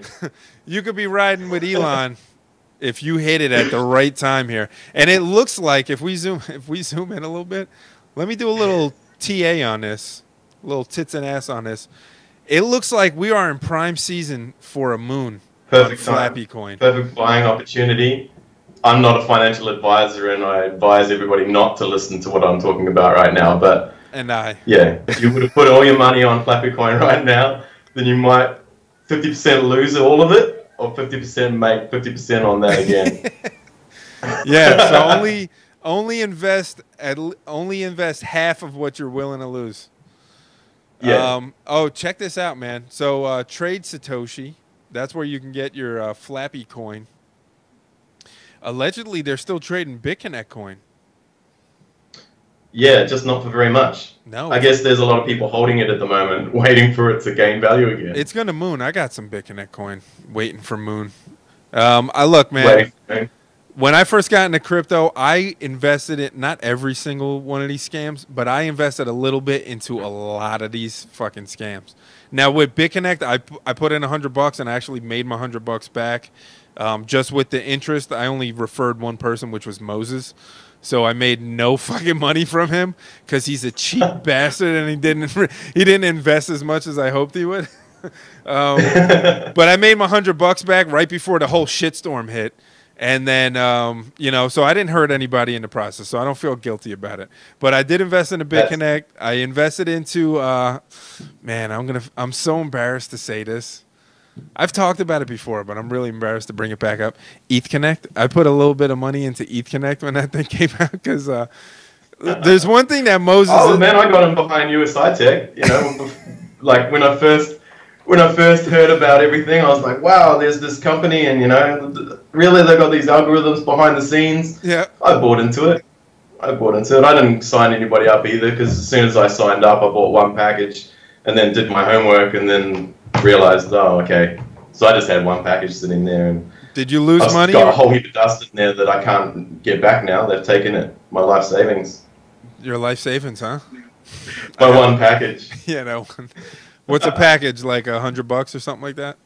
I think it was $80 or something Australian. Yeah. But the issue was that it was in Bitcoin. So the price of Bitcoin went nuts, and I got my fiat back, but I didn't get anywhere near my Bitcoin back, of course, which is a scam. Yeah, so and you know what? Truth be told, I mean, that's the same thing with me and the BitConnect because, and that was look, man, that was the best fucking scam. Actually, it's not the best scam. I'm going to show you something that I found in a second that is actually the best scam in crypto, hands down. But BitConnect and USI Tech, the fact that they deal it in I think Bitcoin, I know what you're talking about. I hope, yeah, you probably do. You probably saw the same thing I did. The fact that they were dealing in Bitcoin, so you would pay $100 in Bitcoin, and then Bitcoin went fucking berserk, and even if you got your $100 back in US dollars, in fiat, you didn't get your Bitcoin back, man. You got to. And the people who don't count satoshis and just count fiat, they think they're winning, but it's the people who count satoshis like me. I do. I go off satoshis and. I lost a lot from, well, not a lot, but I lost my money from that. Well, in the beginning, I wasn't looking at satoshis at all. I was just looking at fiat. Nobody does. You can't do that because I've said this a billion times in the early episodes of the show, but you have to look at the satoshi value, the Bitcoin value of your trade, or else you are going to lose. Because if your end game is to gain more Bitcoin, you're not. You're losing Bitcoin. And it only makes sense if you're going to cash out in that moment. Like, okay, And those are the people who are getting hurt. Yes. Yeah, they are because they're not realizing this. This is a very simple point and a very complex point at the same time because when you start looking at Satoshis, when you first start in crypto, you might as well be reading hieroglyphics, man, or reading Sumerian text because you can't put it together. It makes absolutely no sense to you. And people are getting pinged on it, man. They're getting killed on it because they think they're making, I'm up $1,000. Yeah, but you're down a half a Bitcoin, or a quarter of a Bitcoin. I think I got a fly. Yeah, this is right. Attacking me. And if you believe in the technology and you believe that it's going to change the world, then I'm in the process of accumulating future wealth. I'm not trying to accumulate and go to the moon right now. I'm waiting, and in 5 years, then I'll have my own coins that I can use or trade from there. Yeah. No, I hear you. I mean, unless you're going to be just pulling money out straight away, then you know what? By all means, look at fiat. But if you're looking at gaining more Bitcoin, if you're hodling while you're waddling, you got to count satoshis. It's the only way. This is a good segue. So the scam. Yeah. This is a good segue. I want to get into this. So it's titled "The Most Brilliant Scam I've Ever Seen." And I think it was on Reddit is where it started. So this guy points his MEW wallet, his Mew wallet, which I'm not sure. This is the one, right? Yeah. Yeah. All right. So this is let me go back and read it. It's so good. I'm thinking about doing it myself. Let me tell you something. If I understood how to even do it, I would do it because it's. I have no idea. Yeah. All right. So this guy posts doing this. Yeah, he posts his MEW wallet private keys into a bunch of different telegrams. The wallet has over $5,000 worth of Minerium in it, but no Ethereum for gas to send it because you need you need that gas to be able to send it. That's your transaction fee, right? So a bunch of people. Yeah, that's what powers the transaction. Yeah, so a bunch of people, a bunch of shitheads going, oh, look at this stupid idiot, this noob. I'm going to go steal all his fucking Minerium. The lowlifes are the ones getting caught. The lowlifes, the ones that put me on the BitConnect, those bastards.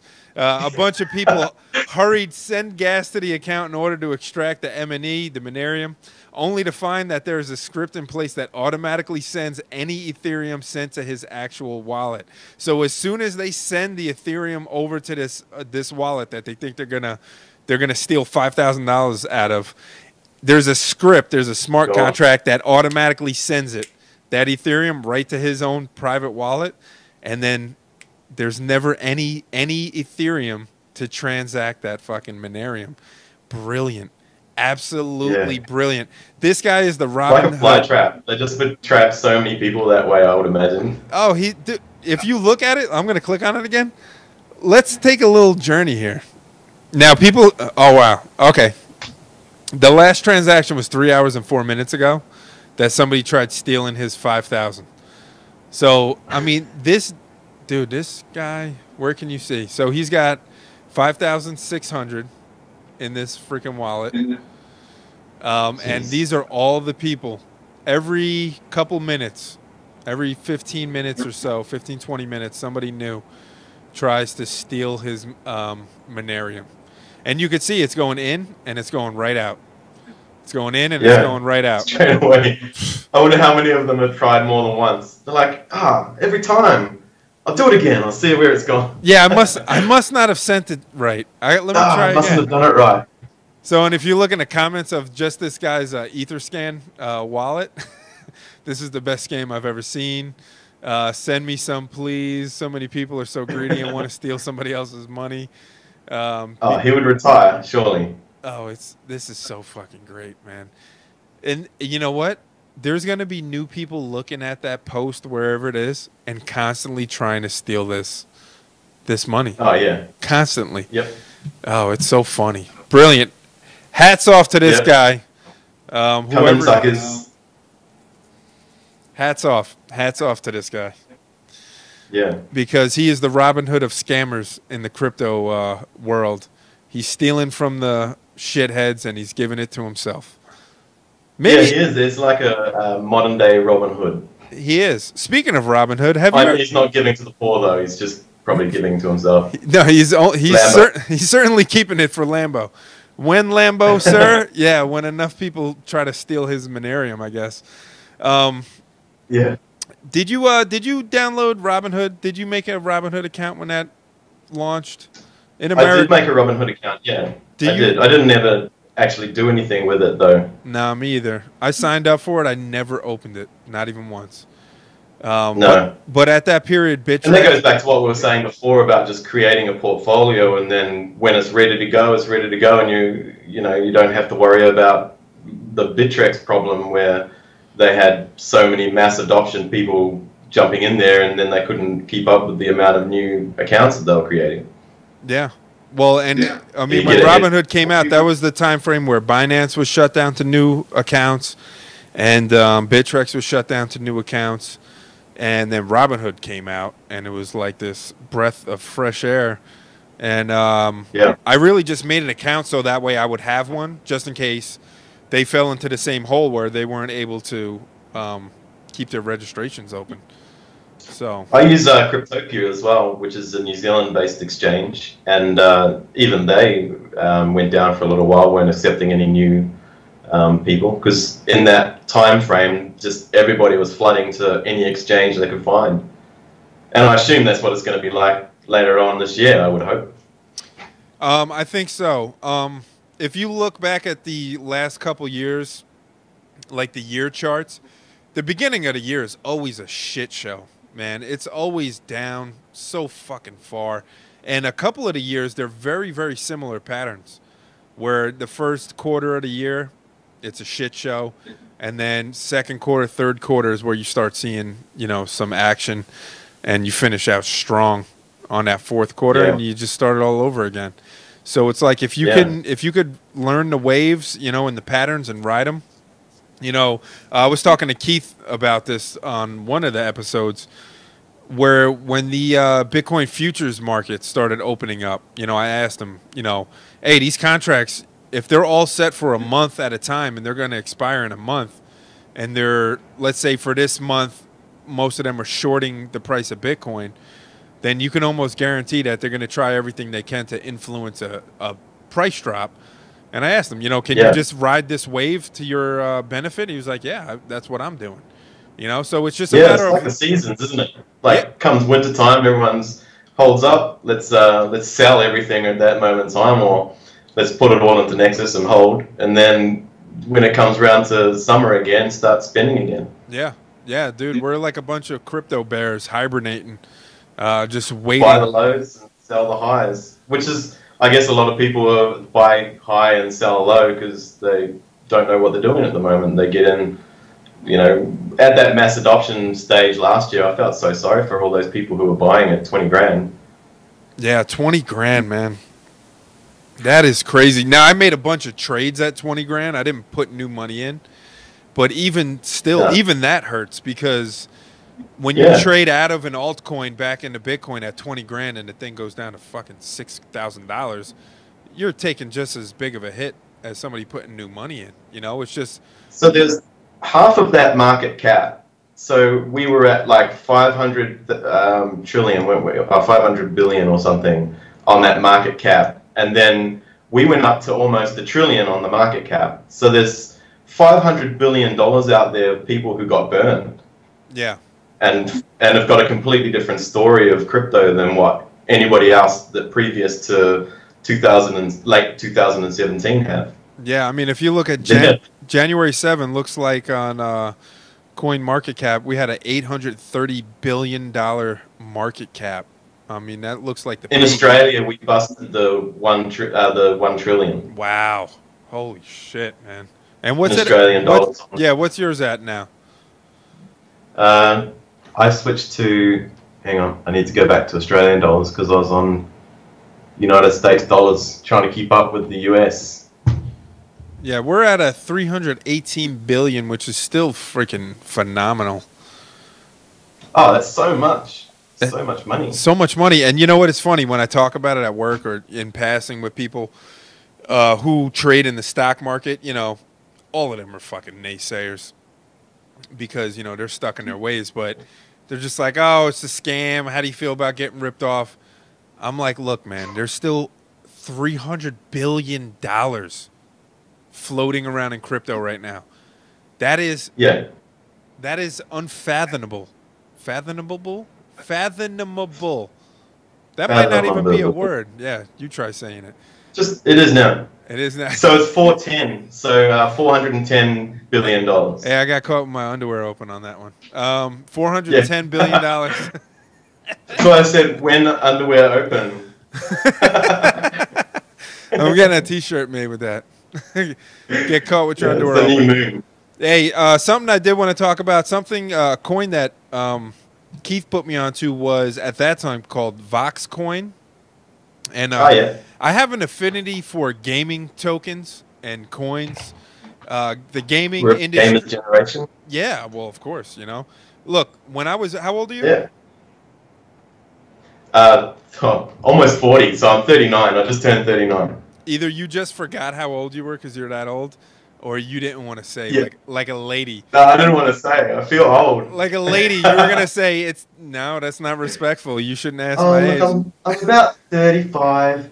I'm 20. No, you're not. Listen, lady, I know you're not. No, you're not 20. So I'll be 35 this year. So we're in the same range. All right. I mean, growing up. So Commodore 64s, Ataris, yes, Amiga 500. Yeah. So look, I got an Atari. I think it's a 2600. I still got an Atari 2600. I still have my original Nintendo. That thing's worth a bit of money now. Yeah. Are they? No. No. Not here. I don't think they are. Yeah. Oh, really? Over here, I mean, compared to what you paid for them, they're worth maybe like $200-300 in the shops. Maybe, and I got a bunch of games for that shit. I have my original Nintendo that was purchased for us, when we were kids, with a crate of games. I got probably 90 Nintendo games in that crate. That thing is awesome. The only thing I don't have, which I gave to my little brother, and that little son of a bitch, I don't know what he did with it. He probably sold it for weed at some point in his high school days. He had the Nintendo 64 with the GoldenEye, which was the epic pivot in gaming. That was the... I was in the Navy when that game came out, and all us boys were just down in the mess just playing that and just killing everybody. GoldenEye was the bomb. That was the game. No, I hear that in my, I don't want to say it. This is a family show, but when I hear that, man, I get happy. All right, let's just say that. So, needless to say, I have an affinity for gaming tokens. Even when visual effects when you're running across the cable towards each other, and you're like looking down and around, and like, wow, I feel so high. It's amazing graphics, dude. It was. It was the most amazing shit, and I don't know if you got into it, but Perfect Dark followed GoldenEye, and Perfect Dark was GoldenEye on steroids. It was the same exact engine that they used for GoldenEye, but it was way better because it had AI opponents in it, so you could set up a whole bunch of computer guys to fight. So if you had no friends like I did, I had 0 fucking friends, and I was a loser, I'd be able to play basically GoldenEye with by myself, you know what I'm saying, like the multiplayer maps. So you know, look, man, I was a loser, all right. So what? I played Magic the Gathering. Ahead of the curve on the technology. That's all. That's the same as me. That's all it is, right? We're not losers. All right, I'll speak. I'll speak for myself on that one. Anyway, back to what I was saying. It used to be called Vox. They recently rebranded to RVR token, and I'm going to show you something off of their Twitter in a second, which is a clip from their game. So it's basically a virtual reality system where you could use, well, I'll just read it right here. By combining the awesome power of virtual reality with the breathtaking, disruptive nature of, I'm assuming this is a typo, which is sad to see, cryptocurrency and blockchain technology, Revolution VR token is set to power a new global ecosystem of VR and gaming technology. So they have some pretty good partnerships here. Litecoin Core upgraded to the latest version with added extra security and 2-minute verifications, yada, yada, yada, yada. It's trading on a couple different exchanges. But let's get to the facts. There are no free... Oh, no, here they are. Where can I buy? Where can I find a white paper? I should probably read the white paper. I never read the white paper here. But basically, it's good stuff. Yeah. See if it's got any spelling mistakes or, Yeah. if it's copied. You're like, hey, hang on. This is Bitcoin. Yeah, I've seen it. This is BitConnect. What the hell is this? Get your shit together here, guys. Come on, cryptocurrency. Come on. But let me get to the meat and potatoes here. Let's make this full screen. This is a clip from the latest, I guess, little sample that they're given of their game. It's called Extraction Royale. So you could see this here. I mean, talk about when GoldenEye came out. I'll wait for it to hit your screen there. When GoldenEye came out, and like you said, you were looking around, and it was like these maps seem so big. Obviously, we've come strides since the days of Nintendo 64 and the 64 expansion pack that you had to plug into the thing. To get 64 bits. I mean, we are way past that, all right? We got quantum computers. I can't wait until quantum gaming happens, where you literally could be in 2 places at one time. Go ahead.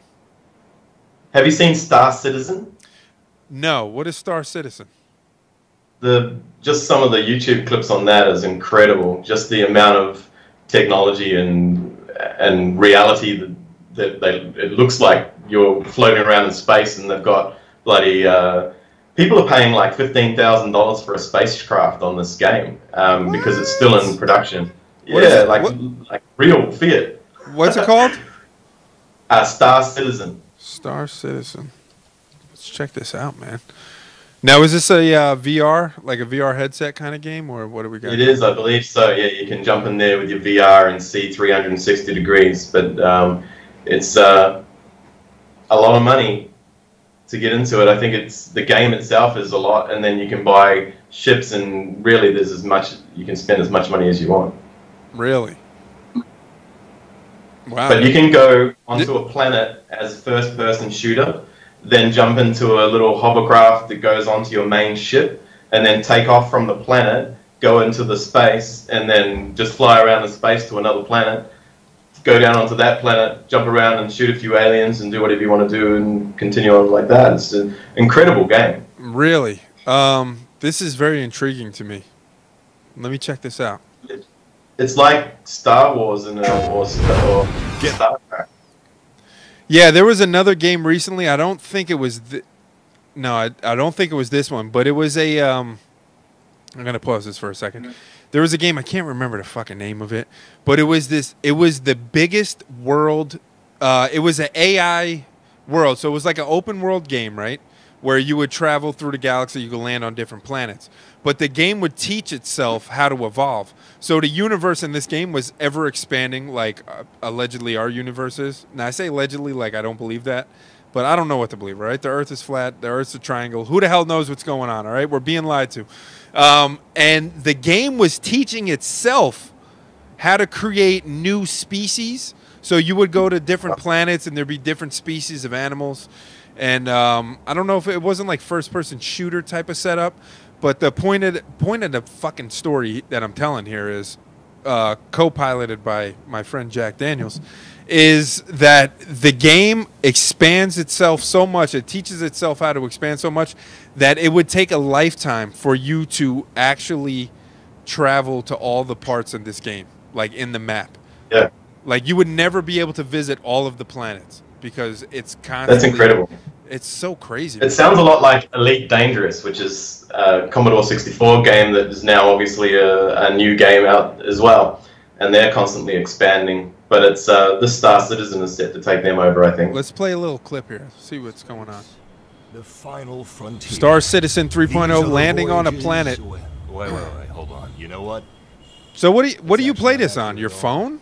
Space isn't No, this is on PC and PlayStation, I would imagine, and Xbox. Okay, so you could hook up a VR headset to those systems? I didn't even know that. Yeah. Wow. Yeah.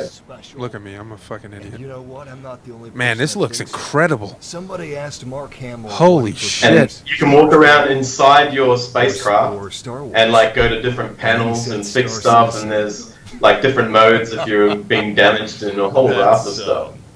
This looks amazing. That's where we're gonna get to the I'm assuming if I didn't have kids, I would be probably immersed in some VR world. I'm ready to give my kid up to get immersed into this game. I'm sure there's people out there that have done that. He'll be better off without me. Trust me, folks. He can have his own VR set too. I'll tell you what, next week, I'm assuming Moses is going to have his kid sometime in this next week. So he's going to be out of this show for a couple weeks. He's going to need some time to adjust here. So I might have my son. I might have my movies. Yeah. I might have my son co-host one night, and we'll talk about bubbles and balloons and octonauts and shit. We won't talk about crypto on that episode. I like how we smoothly transitioned into gaming. This is gaming incredible, channel, man. This is really amazing. Do you have? And this is just one of many, I would imagine. And once gaming's on the blockchain, I would imagine, especially a 3D blockchain, it's just going to get even more and more immense. And I would imagine that we're probably already living in some virtual reality world where this has already been created, and we're just reliving the past. Oh man, that's fucking crazy. Hey, what if this is a simulation, and we are living in the simulation at the point where we create the simulation in which we're living in? Yeah. Can you follow? And everybody's tourists. Everybody's like tourists experiencing that for the first time, and then when you die, we're experiencing that again. And when you die, you go to another time where it's way, way past in the future, but everybody wants to experience this time because it was the time that everything changed. When it transitioned. Wow. And everybody just plugs themselves into this VR machine, and we might not even be humanoid. We could be just these slugs with one eye, and we're just plugging ourselves into some computer somewhere and experiencing what it was like before we evolved into this mush. I now believe this 100%. I just want you to know you sold me on this theory. The simulation theory is very it's not a theory. It's a fact. It's very compelling. And you know what's weird? Yeah. More people believe that we're in a simulation than, not that it's weird, but more people believe that we're in a simulation than the Earth is flat. Now, which one is crazy? Which one is crazier though? You know, is it easier to believe the simulation? Mind blowing, aren't they? Is it easier to believe the simulation theory, though, just because we're immersed in technology at this point in our lives? I think after the Matrix, it's probably easier for everybody to realize that, like, make that leap. But, you know, you've got not very many movies out there of flat Earth movies, so you've probably not got that mass adoption of belief behind the flat Earthers. But I don't know how they can believe it's a flat Earth, really. Well, there's some pretty prestigious people out there that's coming out saying that it's like flat. Well, hey, look, and there's one thing I know: Nick Wright ain't never wrong. So on this topic, you better believe it. Well, being up in helicopters, I've seen curvature. When I was in the Navy, you're out on the deck and you're looking out over the horizon, and then you see another ship coming over the bend of the horizon. You see their lights on the mast first, and then eventually you see the rest of the ship come over the horizon. So, I don't know. I like gravitation microlensing. Yeah, no, I like the flat Earth take on that. There's a video on YouTube where he's got the camera and he's following the ship over the horizon, right?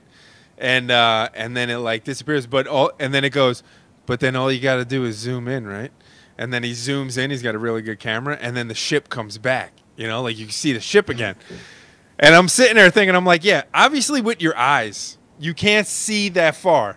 So it's going to seem like it's going over the horizon at a different point than if you were looking through a 500 magnetized fucking camera lens. You know what I'm saying? Like, you're going to still be able to see it in that magnified lens because your eyes are stupid. You know, human eyes are not very good. Facts. Don't let them get in the way of it at all. Hey, those pesky facts keep getting in the way. Yeah, that's right. They keep getting in the way. Damn facts. Damn facts. So, does the flat earthers also believe that there's a turtle that's flying through Earth and all the water's flying off the back of the turtle kind of thing? I'm going to pull that picture up. So, my favorite part of flat Earth is that picture. The flat Earth turtle. Let me get it. Because I think that's what it's a religious belief, I think.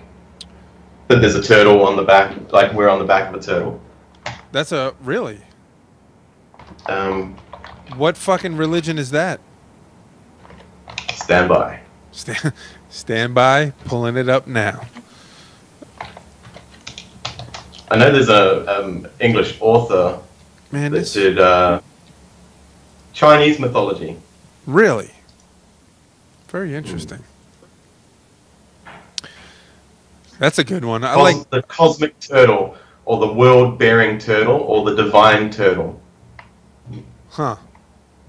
And there's elephants on the back of the turtle that then hold the flat Earth. Yes. There you go. Yeah, I'm seeing it. And it does look believable. To be honest with you. What one man? They must do some massive elephant shits. Like, where do the? That's space. That's space debris. It's not satellite. It's not satellites. Yeah. Yeah, it's not the asteroid belt, right? Yeah. What we're calling asteroids are space fossilized elephant shit. That's all that is, man. It's huge elephant droppings. I believe flat Earth turtle. The good thing about the world is that we can believe whatever we want to believe. We're free to believe whatever we want to believe. I'll tell you what. I reached out to the flat Earth community here on my Facebook feed, and I asked, what would be, if you believe it? Like, I'm not saying you're right or wrong. All I'm saying is, what is the point of lying about it? Like, what is the benefit to lie to us about the world being a sphere rather than being flat? And is it... I think if there's been a belief system in place for so long and then that belief system shattered, that then makes people question everything. And I think then we wouldn't pay our taxes as readily as what we pay our taxes. We wouldn't go to work. We wouldn't, those kind of things we'd maybe stop doing, and there might be a higher percentage of people out there who are driven to go explore the world and see the great ice wall and the water flowing off the side of the earth, and then come back and tell everybody, and then I don't know what. Yeah, that's always the thought about aliens, right? That they've been interacting with us for so long anyway, but if we all knew about it, then none of us, we'd all freak out. Like, we freak out because the price of cryptocurrencies die overnight. What would happen if there's a civilization who's 3 billion years older than us that is interacting with us, and we can't do anything like shoot them out of the sky with our nukes because they'll just shut down our facilities? Yeah. Well, yeah, no, I do agree with that. Like, if it had to be something, it would have to be that, to stop you from realizing there's more. You know what I'm saying? Like, there's more to this than what we're being told. And slavery seems to always be a big trend in our human history. Yeah. And it's just changed in different formats. And, at the moment we've got the slavery through the prison systems and that, and then also the other slaves who are free, but we're paying the taxes. We've got all of that happening at the moment. What's the next evolution of that? Yeah, I mean, there's no doubt we are slaves financially. We are financial slaves all across the world. We are slaves to debt, and in some countries you're slaves to the government in other ways. I think I'm lucky enough to think the Western world, they've done it so well with regards to where slavery is to commercialism and buying stuff, Yeah. They keep us down with buying the latest and greatest new stuff. Yeah, and I got to think I'm lucky being born in the part of the world that I was born in, but at the same regard, it's like if I was born on a tropical island somewhere that's like a third world country, like, yeah, okay, I wouldn't have a fucking Android, phone, but I'd probably have... You might do, but it won't work. Yeah, would there be no service? Not to that Nexus mesh network that's, lined up, but...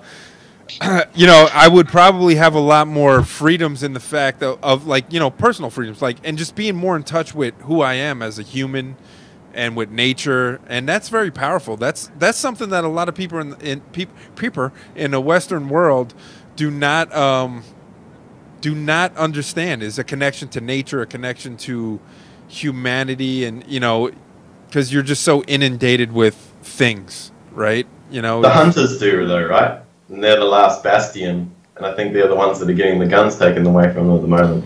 Yeah, and you know what? I'm a proud gun owner here in America, and I don't hunt. I do want to start hunting, but I find it very difficult for somebody to want to bring a noob out hunting. It's like, you're not going to give a noob access to your Bittrex account, right? They might send all your Bitcoin to a Bitcoin Cash wallet or something like that, and then it's all gone.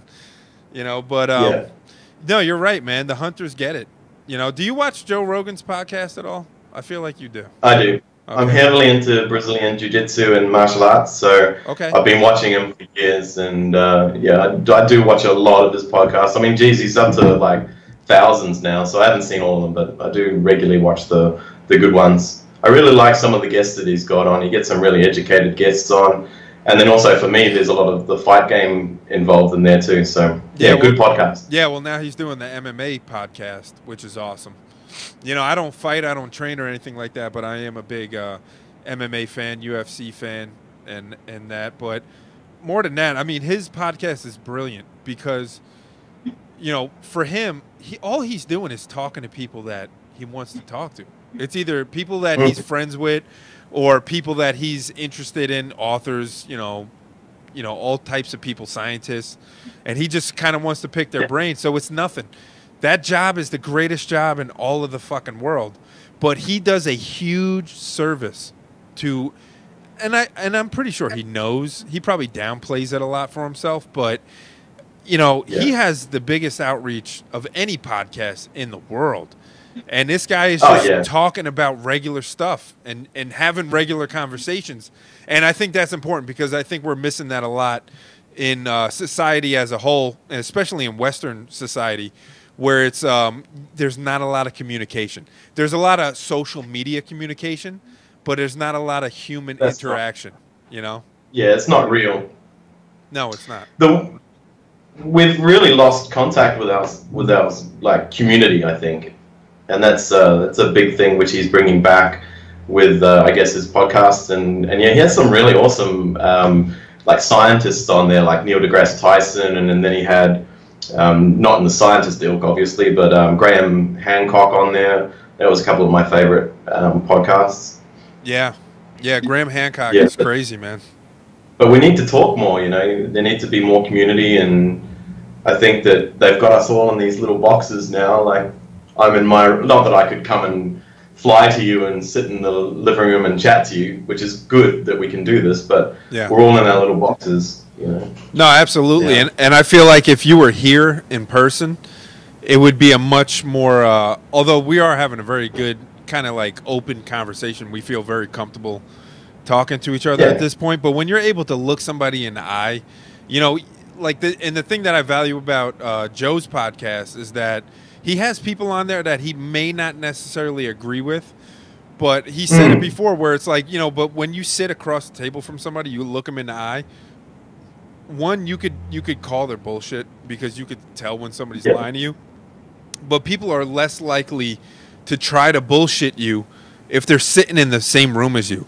And especially if you're fucking jacked like Joe Rogan is, because you can choke him out. Yeah, because you just leap across the table and put him in a fucking armbar or some shit. Yeah, that's right. You know, it's crazy. Stacy asks, have you seen Joe kick a bag? I have. Have you seen him do a reverse spinning kick on the bag? Oh, it's incredible. I have. I saw him kick that machine that Francis Ngannou got the world record on as far as I guess most powerful punch. Yeah, he kicked that. He was teaching GSP how to kick. Isn't that crazy? Yeah. And I saw. Oh, he was a Taekwondo black belt and a world champ, I think, or he was going like competing at a high level anyway. Yeah, I tweeted him. Did you watch the last UFC that was on with what's his fuck Khabib? The one that Conor tried to disrupt. Yeah. I didn't get a chance to watch not the event, but I saw the fight. I saw the main event. Yeah, you got to watch the other fights, man, because the other fights were really good. Thug Rose. Yeah, I love Thug Rose, man. She's legit. She pulled it out with a 5-round decision, but she showed that it wasn't a fluke, and she went to 5 rounds. There were a couple other fights. The fight of the night was Zabib and this other guy who was outclassed by this dude Zabib. He's from Dagestan, right there where Khabib is from. He's from the same camp, but incredible fight, man. That card was such an excellent card. It really turned out to be a really good card. It's tough taking a fight at the last minute. You know, might not even be on your normal weight. You're not prepared.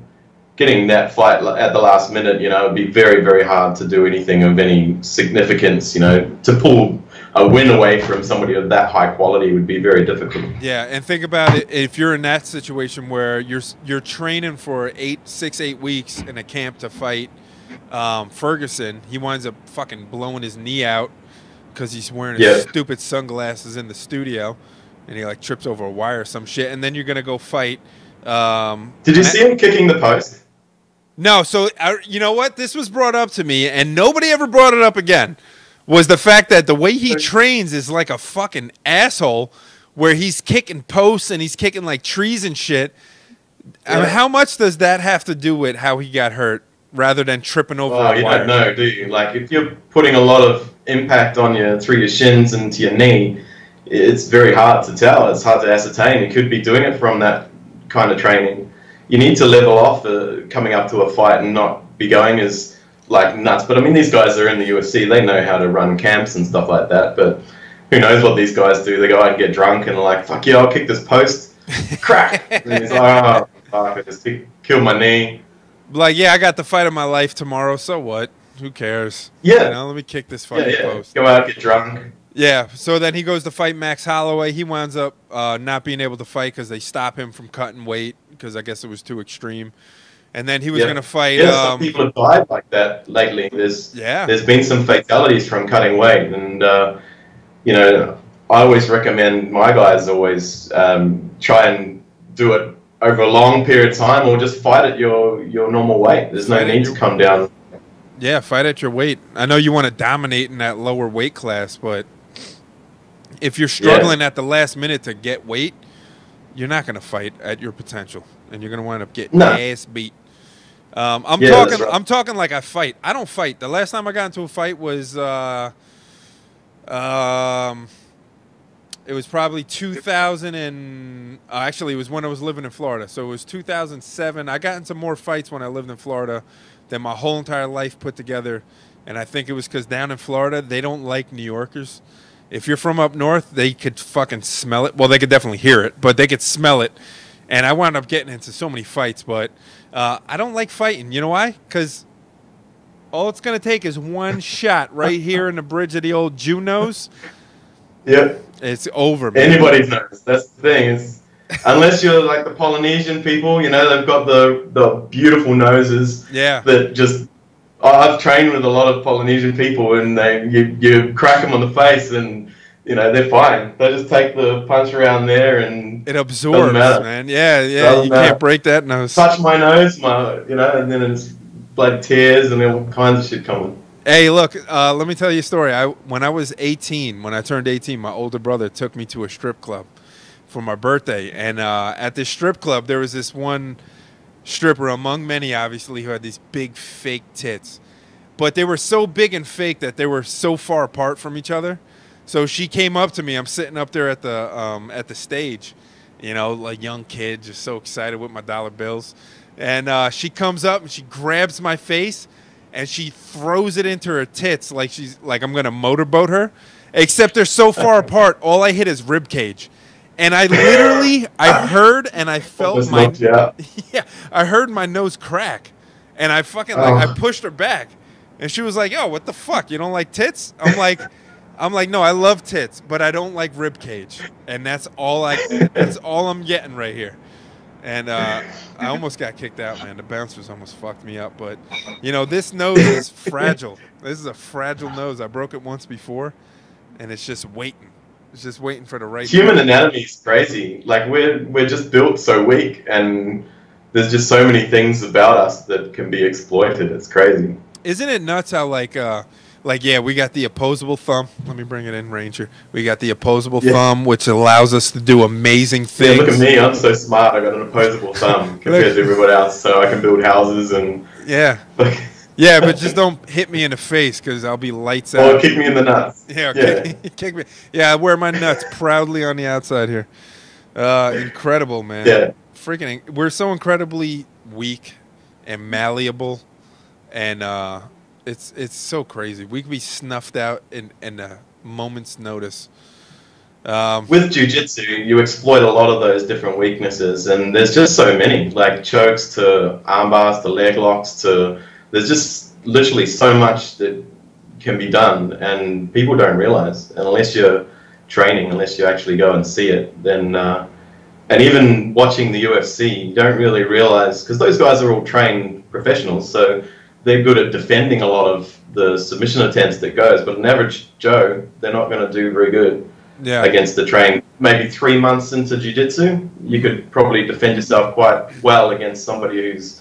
as long as you go into the right club, defend yourself quite well against an attacker in the street. Now, Stacey asked in the chat, what are your gun rights in Australia? So I just wanted to touch on that. Yeah, go ahead. If you pass a drug test and don't have any criminal convictions, you've got to go through all the normal stuff to get your gun license. So just go to the police, get your forms, fill them in, and send them away, and you can get a gun license. It's not that hard. You got to have safe. You got to have a lock-up safe, dyno bolted to the ground on the wall. But I'm assuming that it's very similar to the States, because in Australia they do match a lot of the policy and law and that kind of thing to the States as well. Yeah. So as far as in the States, you cannot have a felony or a violent misdemeanor. You do not have to pass a drug test, but you do have to pass the federal background check, which the first time you go buy a gun could take a little while depending on how generic your name is. Now, my government name is extremely generic. It's Mike Brown.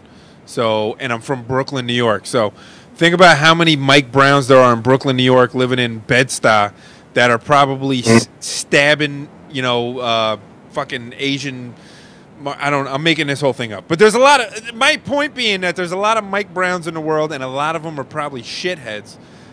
So the first time I actually purchased a gun was, it probably took like a half hour for the background check, but every time after that, it was like 10, 15 minutes.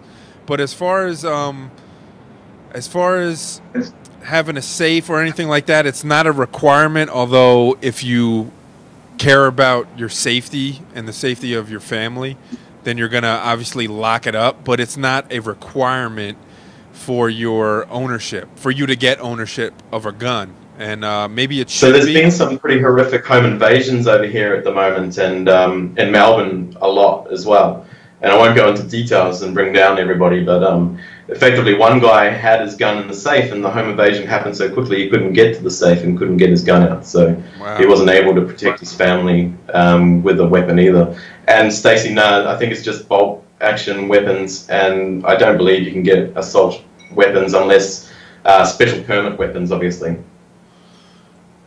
Yeah. And I don't even think you can conceal and carry over here either. I don't think there's a conceal and carry permit available to the public. Yeah, in my state, and it varies from state to state here in the U.S., but in Pennsylvania, it's actually an open carry state. So if I can legally purchase a gun, I could walk around with a holstered... strapped to your back, like Rambo? Yeah, I could. I mean, I could have an AR-15 or an AK on my back, and it's perfectly legal, but you will have to deal with the cops. You know, people will look at you. They will call the police. You're going to have to explain it. You know, it's just going to be a hassle. So you don't see people open carrying around here unless they're trying to protest. Like, unless they're trying to have that conversation with people. I have a friend, Mike Heiss, who's big in the Libertarian Party here in the States, and he does open carry every once in a while just to kind of have that conversation. Just more of as a man on the streets video, like an interview. But you are asking for trouble, you know, so I don't open carry. But you can get a concealed carry permit, which I do have. It's actually expired, so I have to leave my gun home now. But with the concealed carry permit, you could drive around with that thing in your car, no problem. You could have it under the seat. I think that's almost needed over here in some respects for the amount of carjackings and home invasions that are happening. Previously to a year ago, they weren't happening that often, and now we're seeing 2 a night at least on the news. There's home invasions happening, people losing their cars with people with machetes, and you know they're going to try and get you. They're going to try and get you regardless. So I think arming yourself is probably a viable option for people who pass with the right credentials and back of house checkups and stuff like that. You want to make sure all of that's done correctly as well. You don't want to go out arming everybody, because then you'll be causing yourself some problems, I would imagine. Yeah. But then if you want a gun, you just get a 3D printer, right? Print yourself one. Absolutely. And you could do that in the States. They have a ghost gun where if you have, and I didn't notice till pretty recently, which I'm a little sad to say, but you could print your own gun, and it doesn't have to have a serial number, but obviously you can't transfer it. So I wouldn't be able to sell it to somebody or pass it down to anybody. That would solely be my gun, but that is a very legal thing you could do here. Yeah. Yeah, it's an incredible world we're living in now. It's like a replicator from a Star Trek bloody show. You know, you go, I want to print myself an AR-15 and start printing all the components to your AR-15. I assume the bolt and the firing pin you'd need, though. I don't know if that would work printed. Yeah, no, there are some metal parts that you will need. But it's funny how you look across the world, and I pulled this up for a reason here. London now more dangerous than New York City, crime stats suggest. And they started, I don't know if you saw it, but they started doing this knife hand-in program. I'm going to look for it. I know you've probably seen it. Yeah, there's a little box, or there's a box, like a post box, on the side of the road. And it's like, just hand in your knives. So what are you going to go down with your steak knives and your chef knives and just chuck them in the box? Yeah, I'm not. Why am I looking for it like this. London Knife Box or something like that. Knife Box, London. And it's the funniest thing because, well, this isn't the one I saw, but the one that I saw had the Cookie Monster on it. And it was like only cowards use weapons. No, criminals use weapons. And you know who else? Yeah. Fucking citizens who want to defend themselves and want to stay alive. That's who else use weapons. Yeah. In self-defense. I saw another post that came up talking about the past leaders and how they de-armed their population just before mass war, you know, where they kill off half of the bloody population. Yeah. And there's like 4 or 5 leaders in history who've done it. I think Stalin, Pol Pot. There's more. Pol Pot was one, Hitler. Stalin and Hitler. And Lenin? Did Lenin Trump. do that? Trump? Did you say Trump? Not yet, but he's banning those bump stocks, that pesky Trump. I mean, this guy is a fucking idiot, man. And look, I voted for him, but I really voted against Hillary Clinton. I am a big believer that the Clintons are the most evil people in this fucking planet. But, you know, I am not happy with the recent Syria revelations. I mean, look, this makes no sense at all. And we had this conversation a year ago, you know, with the Syria chemical attacks. Assad is winning the war against ISIS, you know, with the help of... He's got them backed into a little corner. Yeah, right now they're in one town. I think it's Ghouta. Ghouta? That might be the cheese. Or Ghouta. One of those fucking things. They're in like one... It's a cheese. Yeah, it's also a cheese, yeah. Very stinky, stinky cheese. They're backed into a corner of Syria. You know, we just announced in America that we were going to back out of Syria because of this. And then all of a sudden Assad chemical attacks his own people with children dying. We saw this same story a year ago. We saw this same story, a very similar story when Obama was still president in 2013. We rallied against putting boots on the ground into Syria, and we were actually successful at stopping at that time. But it looks like... Yeah, I'm very impressed with you Americans at that stage because I thought that you guys were going to go to war for that. And in Australia, we were really impressed that didn't end up going to war then. But now we're at that stage and President Trump's tweeting, be prepared, man, you're going to send missiles, we've got better technology and, you know, whatever. And we're gonna that's just bad. They're going to be bigger, they're going to be better, they're going to be smarter, they're going to be incredible, big league bombs coming your way. This guy, I got to tell you, I do think he did a lot of really, really good things. Tax reform. Is he draining the swamp? He is a little bit, but not as much as I think people wanted. Or else Hillary would be fucking locked up by now. You know, he has done a lot. I do believe we need, not necessarily that we need a wall, but we do need to take our borders seriously because without borders, you don't have a country. Like, you know, the people in this country that hate illegal immigrants the most are legal immigrants that had to go through the whole process, pay the money, take the test, study human history, U.S. history. You know, these legal immigrants know about American history more than I do. You know, more than people who have been born here, you know? And that's... It's a similar situation here with boat people that the Coast Guard now and the Navy is just sending boat people back. Like, they were just coming in swarms from Indonesia all the way down, hitting the top Western Australia, all the way to the top areas of Australia, and then just flooding Australia. And so we had some human rights violations from that. In regards to setting up prisons on other countries, a lot like America, and it's a strange world we live in at the moment. Because I guess we all came to Australia on boats. Well, I came on a plane, but you know, we all came to somewhere on a boat at some stage. Yeah, I mean, nobody was. This is gonna sound so ignorant and stupid. I'm gonna say it anyway. Nobody was born in Australia. Of course, there were people born in Australia, but you know, everything was brought to Australia, right? Maybe back in the Pangea days where everything was just one big continent, if that was even true. You know, if it went down that way, then okay, you know, wherever civilization started. Now, they say civilization all roots back to somewhere around like Ethiopia or something like that. Do you guys get taught that same history? Yeah, the cradle of civilization being around Iran, Iraq area. Mesopotamia, around right? Yeah. Egypt. Yep. Yeah, so then Yeah, it's pretty much taught around here. and then we all It's the same doctrine. same doctrine, same fucking brainwashing going on here. I like to see it. At Yeah, least they're being consistent. At least the brainwashing is consistent. So that way when we talk to each other being worlds apart, we're just fed the same bullshit. So we're like, "Oh yeah, that's right. it. Yeah, that's the way it went down." Of course. Yeah, that's it. Like, we're not going to get taught, okay, so now this is where the aliens heated up the rocks with their laser rays and made the rocks so perfectly, fit in that you can't fit an engineer spacer between them. Yeah. Yeah, that's this not what we're going to learn. The pyramids were definitely built. They still don't know, and that's the one thing when you brought up Graham Hancock, that he says is like, if anybody tells you now that they know how the pyramids were built, they're fucking lying to you. We do not know how they were built. We got plenty of theories on how they were built. I always like to go with the slave theory because I'm Jewish, and I always like to try to guilt trip people. When I'm around my black friends and they're talking about slavery, I go, yeah, but we built the pyramids. We built the pyramids, all right?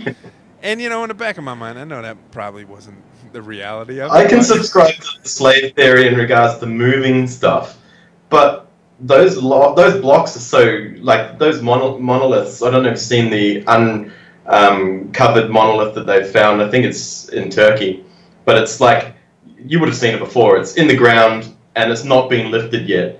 It doesn't matter how many people you've got, could lift that thing out of the ground, Yeah. Is it one of these pictures here? Or Or is it down in a hole, like they have it dug down in a hole? it's down in the hole, yeah. It's still in the ground, being cut out of the ground. Not that. Stacey reckons giants built the pyramids. Yeah. It's quite possible, the Nephilim from the Bible. Yep. Yeah. But then, again, they're using technology which has been lost in the fog of time, I guess.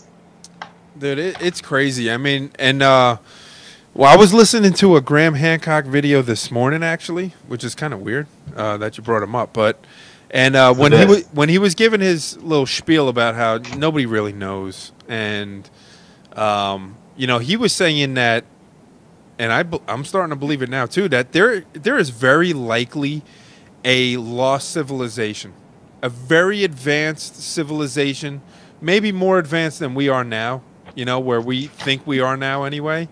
And just whatever happened just got completely wiped out, and we had to start all over, and maybe it took 1,000,000 years or however fucking long it took for us to get from like Cro-Magnon man to where we are now. Like we basically had to start all over again. And who's to say that hasn't happened endless amount of times on this planet alone? That nobody fucking knows, man. They're talking about, we can carbon date this fucking thing back, 5 billion years. Really? Can you? Like how? How can you really do that? They're only got to carbon date the rock, and then how can they do? I don't even know if they can carbon date anything else other than that. They can't carbon date the rock, but they can carbon date everything else around it, can't they? Yeah. Yeah. So if they just got rock, then they can't tell shit. Hey, you don't know shit. There's just a bunch of rocks out here. You don't know shit, man. You don't know. Hey, you don't know shit with your master's degrees and all that. I got an associate's in recording, so fuck you. And I heard that Graham Hancock said that in Göbekli Tepe, which is in Turkey, I think, that they've just uncovered this ancient civilization and they're covering it over with concrete. What? What's the deal with covering over ancient sites? What is it that they don't want us to know? Dun dun dun. Secrets. Secrets uncovered. Yeah, I wish I could put an echo on your voice too, but I can't. I haven't figured that out yet. Maybe in a couple more episodes I'll figure it out. I'm certain that before I figure that out, I will do at least one episode where we have no audio again. And that's just the way this works, man. All right? It's part of the show, man. It's all part of the theatrics and performance. So I feel so shitty when that happens because when we had Jordan Page on 2 weeks ago, the first time he came on, which he's incredible, man. He's just so smart. He knows so much about everything that we were talking about, the fucking elite pedophile ring, like as crazy as that sounds, That's crazy. and just It's scary to bring up a child with all of that knowledge. It really is, and I got a 4-year-old, so when I start thinking about that shit, it really, I mean, look, man, I got the shirt on, the Arrest Podesta shirt, right? There was a point in my life last year where we were absorbed into tracking down these elite pedophiles. So we made arrestpodesta.com. We made T-shirts. Like I was just absorbed. I was the guy at work where like somebody would be at lunch and they'd be like, "Hey man, how about the Patriots?" And I'm like, "Yeah, but you know about Bill Belichick, man. Allegedly, he's fucking kids, man." And like everything was about pedophiles, and I had to stop. I had to turn it off for a moment because it was depressing me. It really was. Like, it was bringing me down so much because I would spend all night after work, like, looking at all these different things, the Hempstead conspiracy and the one in the UK that's been going on for a long time but just started coming out. The Telford scandal, and John Podesta and fucking Penn State. What's his face? All the shit. The Catholic fucking Church. I mean, the Catholic Church is a big one over here at the moment. They're copying it and have been copying it for a long time. Well, I think, and the finance guy of the Vatican is a George Pell. He's a very high standing church member in Melbourne, and he's being asked to come back to answer some questions. And I'm not sure if he ended up coming back or not yet. I didn't catch up with it, but yeah, there's some pretty heinous shit going on. It's some pretty. My concern is you fight too much for it, and then they'll fucking come and kill you and your family. Well, I'm always looking over my shoulder, man. It's like I don't think they're coming after me, but I think if I say one too many things, if I say the right thing, the wrong thing, that is very possible because I'm nobody. You know what I'm saying? What, we reach a couple hundred people here when we do this show. If we're lucky, 1,000 people. On a weekly basis. I'm nobody, man. If they could take out fucking Andrew Breitbart, they could take me out and nobody will know. Nick Wright will be the only one going, "Where the hell's Doc? Where'd he go?" I'm coming for you, mate. I'm going to come back you up. I'll be on the first flight. Well, you could. But if they've not got the Joe yet, well, Duncan Trussell reckons they got the Joe. Well, yeah, and he did say that. He's like, he was like, what are the chances that they came and talked to him? Like, hey. You know a little too much, buddy. You need to start. And I think for a while... Yeah, and your audience is a little bit too big now, and you're getting them to ask a little bit too many questions. Yeah, and he did a show with... very recently with... not the one with Duncan Trussell. He did another one with... fuck, man, I can't remember who the hell it was. I don't think it was Brian Schaub. It was somebody else.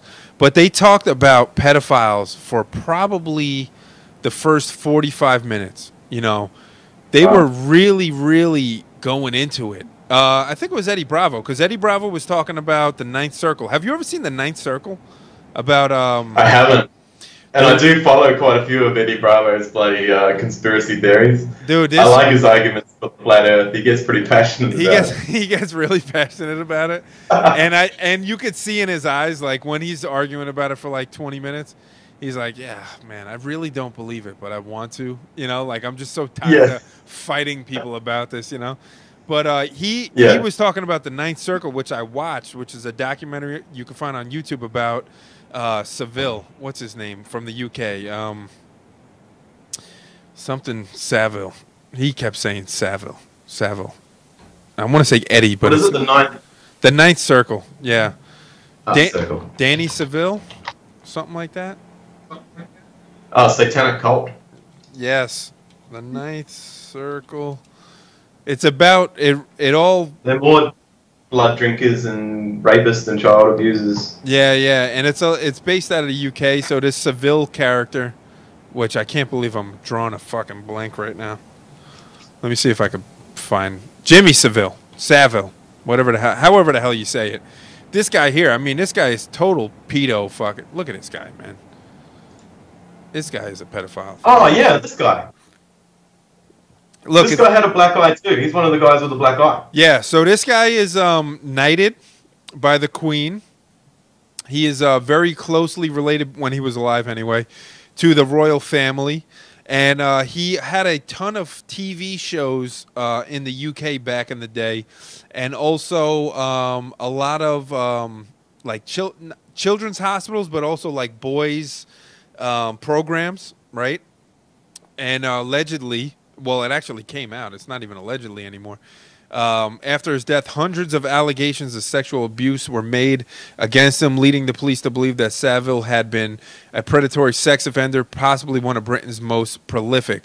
So the story goes that he was taking kids, specifically boys, from these hospitals and from these programs, and he was providing them to elite pedophiles.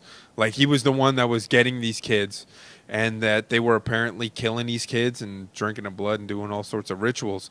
But there was this thing in the UK called Jersey Island.